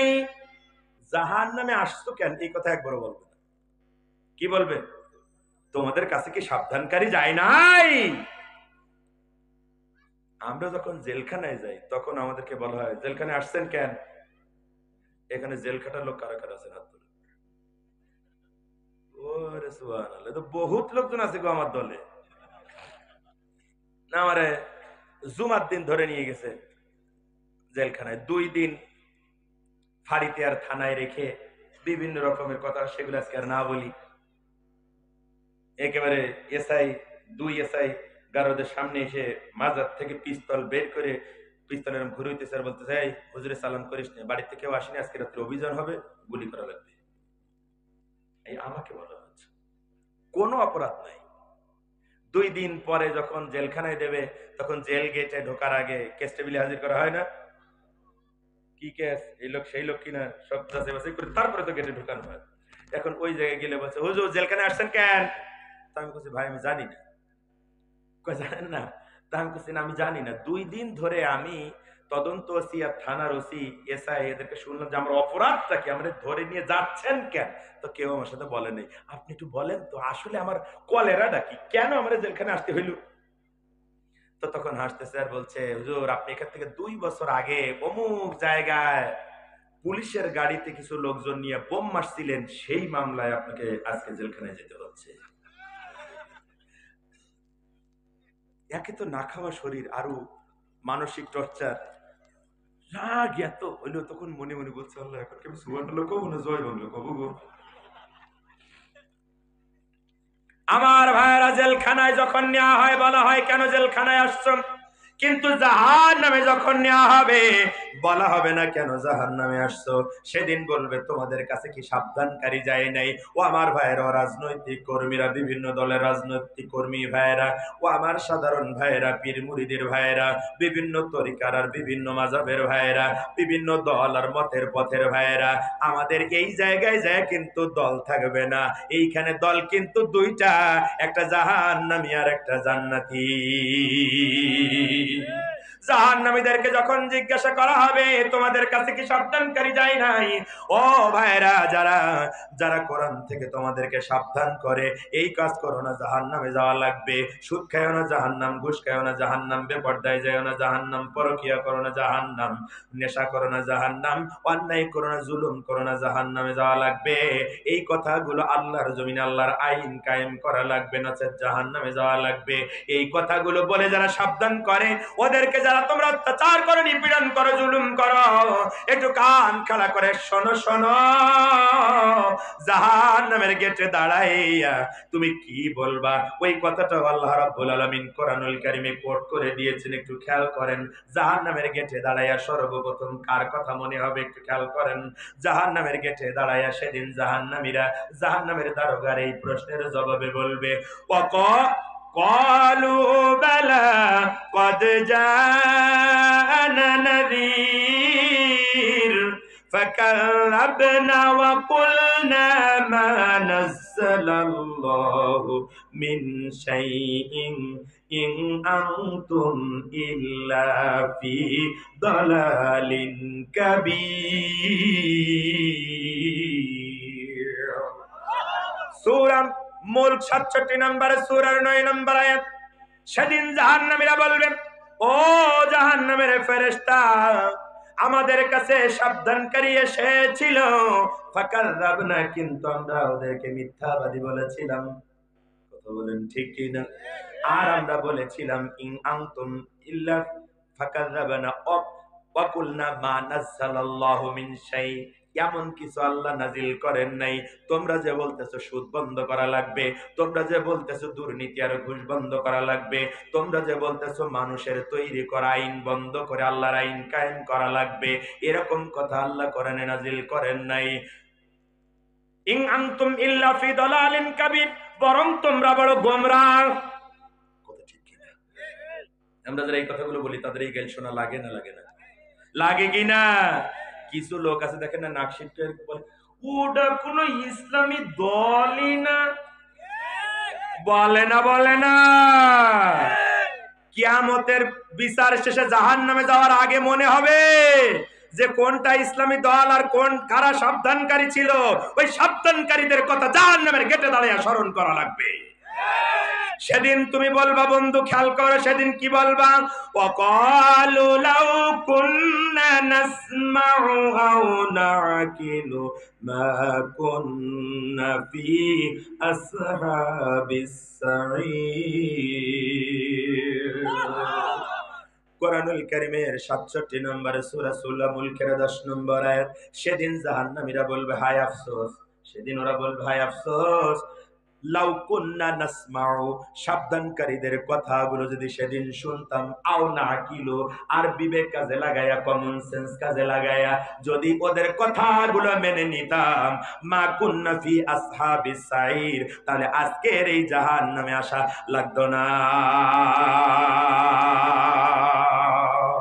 তাহলে জাহান্নামের গেটে দাঁড়ায় সর্বপ্রথম কার কথা মনে হবে এই হুজুরদের কথা মনে হবে সাবধানকারীদের কথা মনে হবে কথা ঠিক কি না জাহান্নামে যাওয়ার এক নম্বর কারণ তাহলে এখানে পেলাম জাহান্নামীরা বললাম ওদের কথাগুলো না শোনার কারণে ওদের কথাগুলো না মানার কারণে জাহান্নামে আসছি তার মানে সাবধানকারীদের কথা না শোনাটা জাহান্নামে যাওয়ার এক নম্বর কারণ 2 নম্বর কারণ বলতেছি কথা বলেন খেয়াল করেন আমার ভাইয়ের আমার বন্ধুরা 2 নম্বর কারণ জাহান্নামীরাই বলবে জাহান্নামের গেটে দাঁড়ায়া ওই কথাগুলো আগাম আল্লাহ আপনাকে আমাকে জানিয়ে দিয়েছেন সাবধান হওয়ার জন্য এবার জাহান্নামীরা বলবেন ইয়াউমা তুকাল্লাবু উজুহুম ফিন্নার ইয়াকুলুনা ইয়া লাইতানা আতা'না আল্লাহ ওয়া আতা'নার রাসূলা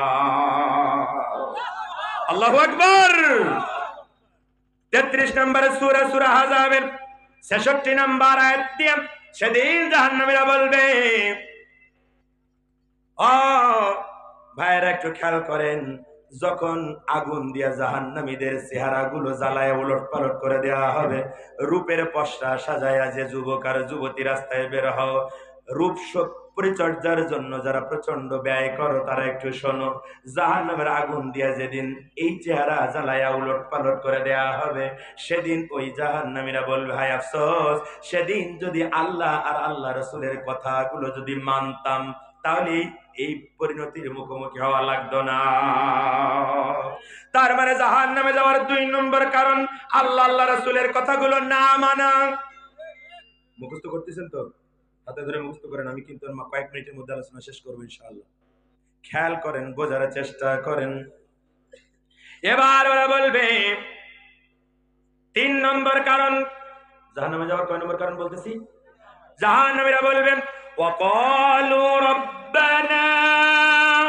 ইন্নানা আতা'না সাদাতানা ওয়া কুবরাআনা ফাআদাল্লুনা সাবিল সেদিন সূরা আহজাবের 67 নম্বর আয়াত দিয়া জাহান্নামীরা সেদিন বলবে, ও আমাদের রব, রব্বানা, হে আমাদের রব, নিশ্চয় আমাদের এই নেতা আর বুজুর্গ গুলো, কিছু ধর্মীয় নেতার, কিছু রাজনৈতিক নেতা, এই নেতাগুলোই আমাদেরকে তোমার রাস্তায় চলতে দেয় নাই। ঠিক কি না? কিছু ভণ্ড পীর আছে, গজল বানায়, আমার বাবার মুরিদ হলে নামাজ রোজা লাগে না, আছে না নাই? এরকম আছে না বহুত?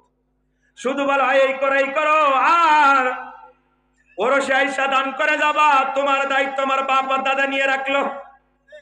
কথা ঠিক কিনা? আর কিছু করতে দেয় না। কিছু নেতা আছে, এই কর্মীরা আমাদের পিছনে শুধু স্লোগান মারবি, তোমার ভাই আমার ভাই, উল্লুক ভাই ভাল্লুক ভাই, ভাল্লুক ভাইয়ের চরিত্র গাজার মতো পবিত্র, নামাজ পড়ে না এক ওয়াক্ত, বড়ি খায় 3 ওয়াক্ত, আছে না না? কর্মীর স্লোগান শুনে যে নেতারা লাফাও।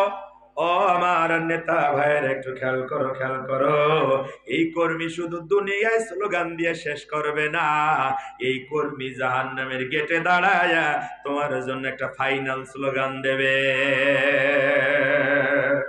প্রথমে বলবে রব্বুল আলামিন, এই নেতা আর এই পথভ্রষ্ট বুজুর্গ গুলোর কারণে তোমার পথে আমরা চলতে পারি নাই। এবার ফাইনাল স্লোগান মারবে।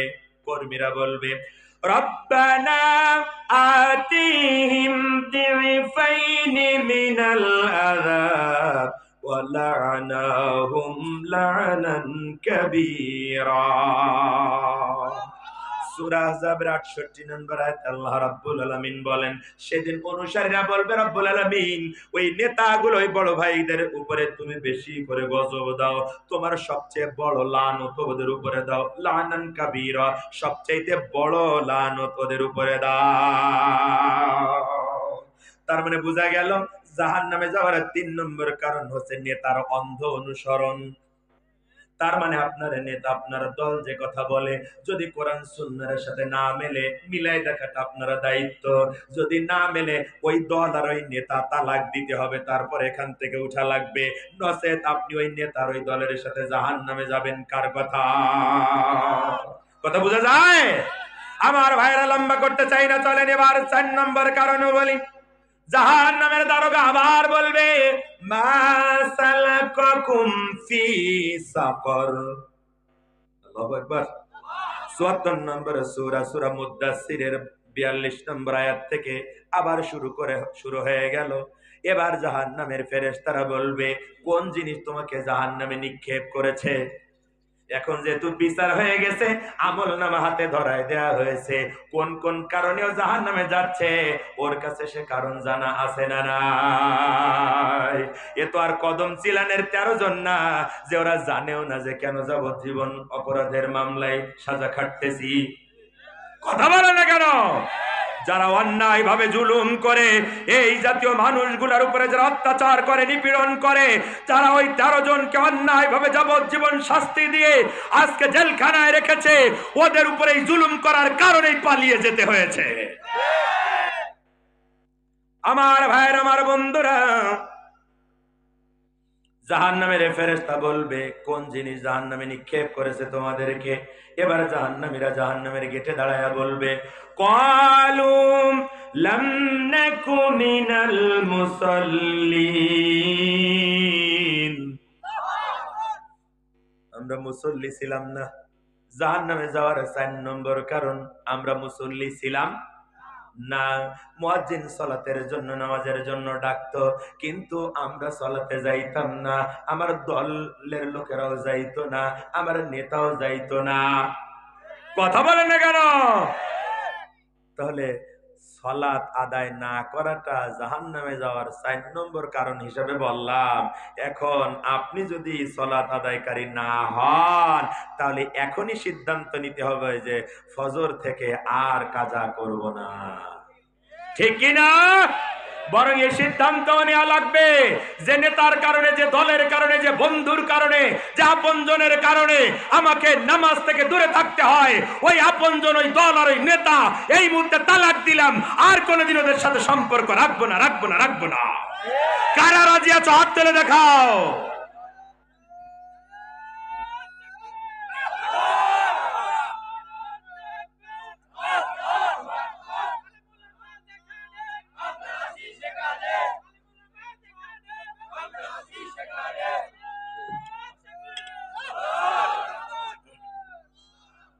আমার ভাইয়ের আমার বন্ধুরা খেয়াল করেন, তাহলে জাহান্নামে যাওয়ার 4 নম্বর কারণ আমি মুসল্লি ছিলাম না। আবার জাহান্নামীরা 5 নম্বর কারণ বলবে। এবার ওরা বলবে, জাহান্নামীরা বলবে, ওয়ালাম নাকুনু তুইমুল মিসকিন, আমরা অভাবীদেরকে খেতে দিতাম না, তাই জাহান্নামে আসছি। কথা বোঝেন আমার? এইবার খেয়াল করেন, কারা বোনের জমি মেরে খাইছেন? ভাগনা ভাগ্নি গুলো এখন ভ্যান চালায় রাস্তায় চলে, বোনের সাথে আলাপ নেই, ভাগ্নের সাথে আলাপ নেই, তাহলে বাজারের জমির ভাগ দেয়া লাগে, আছে না নাই? কারা টিয়ার কাবিখা জন্মের খাওয়া খাইছো? কারা থপ বরাদ্দ সম্পূর্ণ গিলে খায়া ফেলাইছো? কারা মডেল মসজিদ বানাতে যায়া বাথরুমের ফিটিংস পর্যন্ত মেরে খাইছো? এই যে আপনাদের বাড়ির কাছে একটা মডেল মসজিদ হয়েছে, গেছেন কোনোদিন ওই জায়গায়? আমি একদিন ফজরের সালাত আদায় করতে এইখানে আসতেছিলাম, নীলফামারী থেকে আলোচনা শেষ করে বাড়ি যাইতেছিলাম, ফজর হয়েছে, এখানে নামাজ পড়ছি, জামাত ধরতে পারিনি, পরে বসছি, বাথরুমে ঢুকছি, বাথরুম টয়লেট সারার পরে ফ্ল্যাশ চাপি, পানি বেরোয় না, মহামুসিবতে আছি। কি রে, পানি বেরোয় না, তার মানেটা কি? এখন কোন রকম পরিষ্কার করে দিলাম, দিয়ে কলাম যে এইটাই শুধু খারাপ না, পাশের তোর অবস্থা কি? এবার হুজুরে বলেন না, মাথার মধ্যে উল্টো পাল্টা খেলে, পাশের বাথরুম দরজা সরাই উকি বেরিয়ে দেখি ওর কোনো পাইপই নেই, ফিটিংস এর মাঝখানে পাইপ ভাঙা। আপনাদের কথা করছি রে ভাই, বাড়ির কাছে যেটা, এই যে 1 কিলোমিটার দূরে যেটা, ওই এই পাশে হ্যাঁ, আপনাদের বাড়ির কথা করছি, তার মানে ওরা পায়খানার টাকা পর্যন্ত বেরিয়ে খেয়েছে, আছে না নাই? আসলে যারা পায়খানার টাকা মেরে খায়, এই টাকা দিয়ে যারা কলা কেনে, আপেল কেনে, খেজুর কেনে, গোশত কিনে বাড়ি নিয়ে খায়, ওরা কি আসলে খেজুর, আপেল, কমলা, গোশত খায় না? কি খায়? কি খায়? কি খায়? ওরা ডাইরেক্ট গু খায়। এ গু খাওয়া নেতা, যে নেতা গু পর্যন্ত খায়, ওই নেতার পিছনে তুমি লাইন লাগাও, তোমার তো একটু রুচি থাকা দরকার। একটা কথা মনে রেখো, 5-10 হাজার টাকার ছোট ব্যবসায়ী, ওই সামান্য ফুটপাতের ব্যবসায়ী, যারা মাছ ব্যবসায়ী অথবা সবজির ব্যবসায়ী, ছোট ছোট দোকান দিয়ে বসে, সন্ধ্যাবেলা যায়া 500 টাকা লাভ করে ওইটা দিয়া বাজার ছদাই করে বাড়ি নিয়ে যায়, ওদের কাছে যায় যারা 200 টাকা 300 টাকা চাঁদাবাজি করে, মনে রাখবা এলাকার সবচাইতে বড় ফকিন্নির বাচ্চা ফকিন্নি হচ্ছে ওই চাঁদাবাজ। কথা ঠিক কিনা? আর ওই চাঁদাবাজ গুলোকে যারা শেল্টার দেয়, যারা গাইড করে, যা ওদের কাছ থেকে যারা ভাগ নেয়, মনে রেখো ওই নেতাগুলো হচ্ছে সবচাইতে বড় ভিক্ষুকের বাচ্চা, ভিক্ষুক। ঠিক কিনা? ওই ভিক্ষুক ফুটপাতের দোকানদারে সাদা খায়, পায়খানার টাকা মেরে খায়, তাহলে তোমার উন্নয়ন ওর দিয়ে হবে না। এটা যতক্ষণ বুঝতে না পারবা, ততক্ষণ বাংলার জমিনে পরিবর্তন হবে না। কথা ঠিক কিনা? জাহান্নামে যাওয়ার আগে বলবে, অভাবীদের খেতে দিতাম না। দেখ, গরিব মানুষের 20 কেজি 30 কেজির কার্ড, ভিজিডি, তারপরে কি টিসিবির কার্ড মেরে যারা খায়, ওরা গরিবের টাকা মেরে খায় কি খায় না? সাবধান হয়ে যাও, সেদিন জাহান্নামের গেটে দাঁড়ায় আমলনামায় দেখবা, এই যে গরিবের হক মেরে খাইছিলাম, সেজন্যই জাহান্নামে যাওয়া লাগতেছে। জাহান্নামের গেটে দাঁড়ায় সেদিন স্বীকার করবা, ওয়ালাম নাকুনু তুইমুল মিসকিন। আজকে জাহান্নামে আসার 5 নম্বর কারণ, আমরা অভাবীদের খেতে দিতাম না। আমি বানাই বলতেছি, আমি বানাই বলতেছি।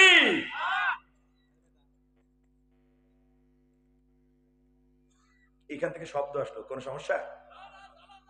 আমার ভাইয়ের, আমার বন্ধুরা খেয়াল করেন,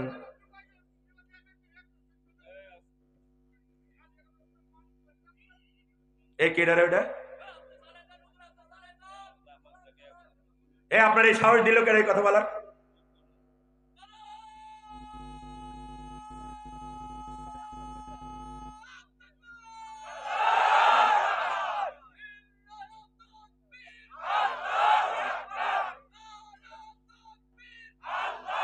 এই থামো,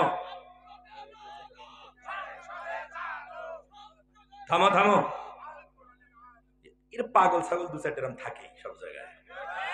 কোরআন শুনলে ওর কলজের মধ্যে জ্বালা সৃষ্টি হয়, কথা ঠিক কি না? ও তখন কলজে জ্বলে যে আমার বিরুদ্ধেই তো যাচ্ছে সব, কথা ঠিক কি না? তবে পাগলামি করার দিন শেষ, এখন পাগলামি করলে কিন্তু পিঠে চামড়া থাকবে না, ঠিক কি না? বেয়াদবি যা করেছো 16 বছর করেছো। আমার ভাইয়ের, আমার বন্ধুরা, এবার ওরা 6 নম্বর কারণ বলবে। কয় নম্বর কারণ? কথা বলেন। 6 নম্বর কারণ, ওয়া কুন্না নাখুদু মাআল খায়দিন। জাহান্নামের গেটে দাঁড়ায় জাহান্নামীরা বলবে, আমরা সত্যের বিরুদ্ধে অপবাদ রটনাকারীদের সাথে মিলে অপবাদ রটনা করতাম, ঠিক কি না? ওরা বলতো এটা আল্লামা সাইদি না, এটা দেল্লা রাজাকার। অথচ আমরা জানতাম 72-এ ওই দেল্লা রাজাকারকে, 71-এর শেষে 72-এর প্রথমে ওই দেল্লা রাজাকারকে সাধারণ জনগণ পিটিয়ে মেরে ফেলছিল, কিন্তু ওরা রাজনৈতিক ফায়দা হাসিলের জন্য বলেছিল দেল্লা রাজাকার হচ্ছে সাইদি। আর আমরা ওদের কথা শুনেই আমরা ওই মিথ্যা অপবাদের সাথে আমরাও রটনা করতাম, বলতাম ফাঁসি চাই, ফাঁসি চাই, ঠিক কি না? সেদিন ধরা খাবা, সেদিন বলবা আমরাও সত্যের বিরুদ্ধে অপবাদ রটনাকারীদের সাথে মিলে অপবাদ রটনা করতাম। 7টা বলতে চাইছিলাম, এখন 7 নাম্বারটা বলে শেষ, কথা বুঝতেছেন? সেদিন ওরা বলবে, ওয়া কুন্না নুকাল্লিবু বিয়াউমিদ্দিন। আসলে আমরা বিচারের দিনকে মিথ্যা মনে করতাম, কথা বলেন না কেন? বিচারের দিনকে মিথ্যা মনে করতাম, সেজন্য আকাম করতাম, কুকাম করতাম, সেজন্য আলেমদের গালি দিতাম, হুমকি দিতাম, সুদ খাইতাম, ঘুষ খাইতাম, পরকিয়া, লুচ্চুমি, বদমাইশি, চাঁদাবাজি, সন্ত্রাসী সব করতাম, কারণ আমরা এটা বিশ্বাস করতাম না যে এই কারণে আমাদেরকে জবাব দেয়া লাগবে, ঠিক কি না? কয়টা কারণ বললাম? কয়টা কারণ বললাম? আলহামদুলিল্লাহ, আপনারা একজন মানুষ উঠে যান নাই, সেজন্য অন্তর থেকে ধন্যবাদ জানাই। আমার ভাইয়ের, আমার বন্ধুরা, আমি আলোচনা শেষ করতে চাই, এখন উপসংহার বলতেছি, খেয়াল করেন। জাহান্নামে যাওয়ার অনেকগুলো কারণ বলেছি না বলি নাই? লাস্টে কোরআনের আয়াত দিয়া দিয়া মৌলিক 7টা কারণ বলেছি। কয়টা? 1 নাম্বার কারণ, সাবধানকারীদের কথা না শোনা। 2 নম্বর কারণ, আল্লাহ আল্লাহ রাসূলের কথা না মানা। 3 নম্বর কারণ, নেতার অন্ধ অনুসরণ করা। 4 নম্বর কারণ, সালাত আদায় না করা, সালাত কায়েমের আন্দোলন না করা। 5 নম্বর কারণ, অভাবীদেরকে খেতে না দেয়া। 6 নম্বর কারণ, সত্যের বিরুদ্ধে অপবাদ রটনাকারীদের সাথে মিলে অপবাদ রটনা করা। 7 নম্বর কারণ, বিচারের দিনকে মিথ্যা মনে করা। মনে থাকবে মুসলমান?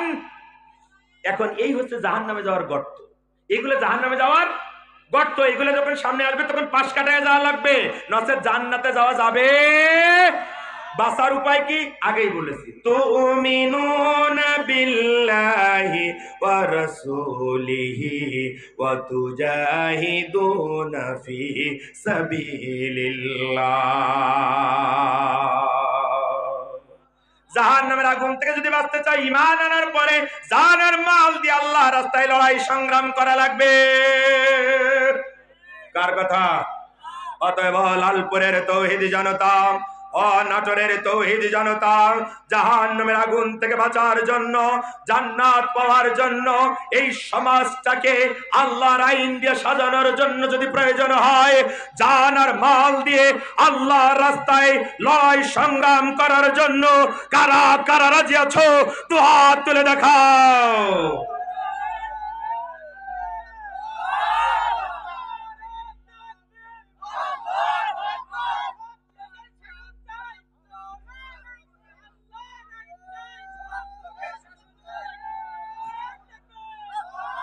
আমার ভাইয়ের, আমার বন্ধুরা, যদি জান আর মাল দিয়ে লড়াই সংগ্রাম করা যায়, জাহান্নামের গর্ত যদি পাশ কাটাইয়া যাওয়ার এই ব্যবসা যদি করা যায়, আল্লাহ কয় বোনাস দেব আরো 4টা, জীবনের গুনাহ মাফ করে দেব। নিয়ামতে ভরা জান্নাত দেব, সাহায্য আর বিজয় দেব। এখন সাহায্য আর বিজয় কিভাবে আসে ওইটা বলার সুযোগ হলো না, আবার অন্য কোন দিন অন্য কোন সময় ইনশাআল্লাহ। ওমা তৌফিকি ইল্লা বিল্লাহ। আমার ভাইয়ের, আমার বন্ধুরা, এখন দ্বিতীয় বক্তা ওয়াজ করেছে 1 ঘন্টার, কালেকশন করেছে 1.5 ঘন্টা। এখন আমারও নাকি কালেকশন করা লাগবে। ইহাকে নাটোর বলা হয়, ইহাকে কি বলা হয়? তো ঠিক আছে, আমার হাতে দেওয়ার জন্য যারা বসে আছেন তারা তাড়াতাড়ি নিয়ে আসেন। আলহাজ মাওলানা মোহাম্মদ আলী সভাপতি 5,000 টাকা নগদ, বলেন মারহাবা। আল্লাহ সভাপতি সাহেবের দানটা কবুল করেন, বলেন আমিন। ও সরি, সভাপতি সাহেব 10,000 টাকা, বলেন মারহাবা। 5,000 নগদ আর 5,000 বাকি। আল্লাহ সভাপতি সাহেব যেন আলেম মানুষ, যে উদ্দেশ্যে যে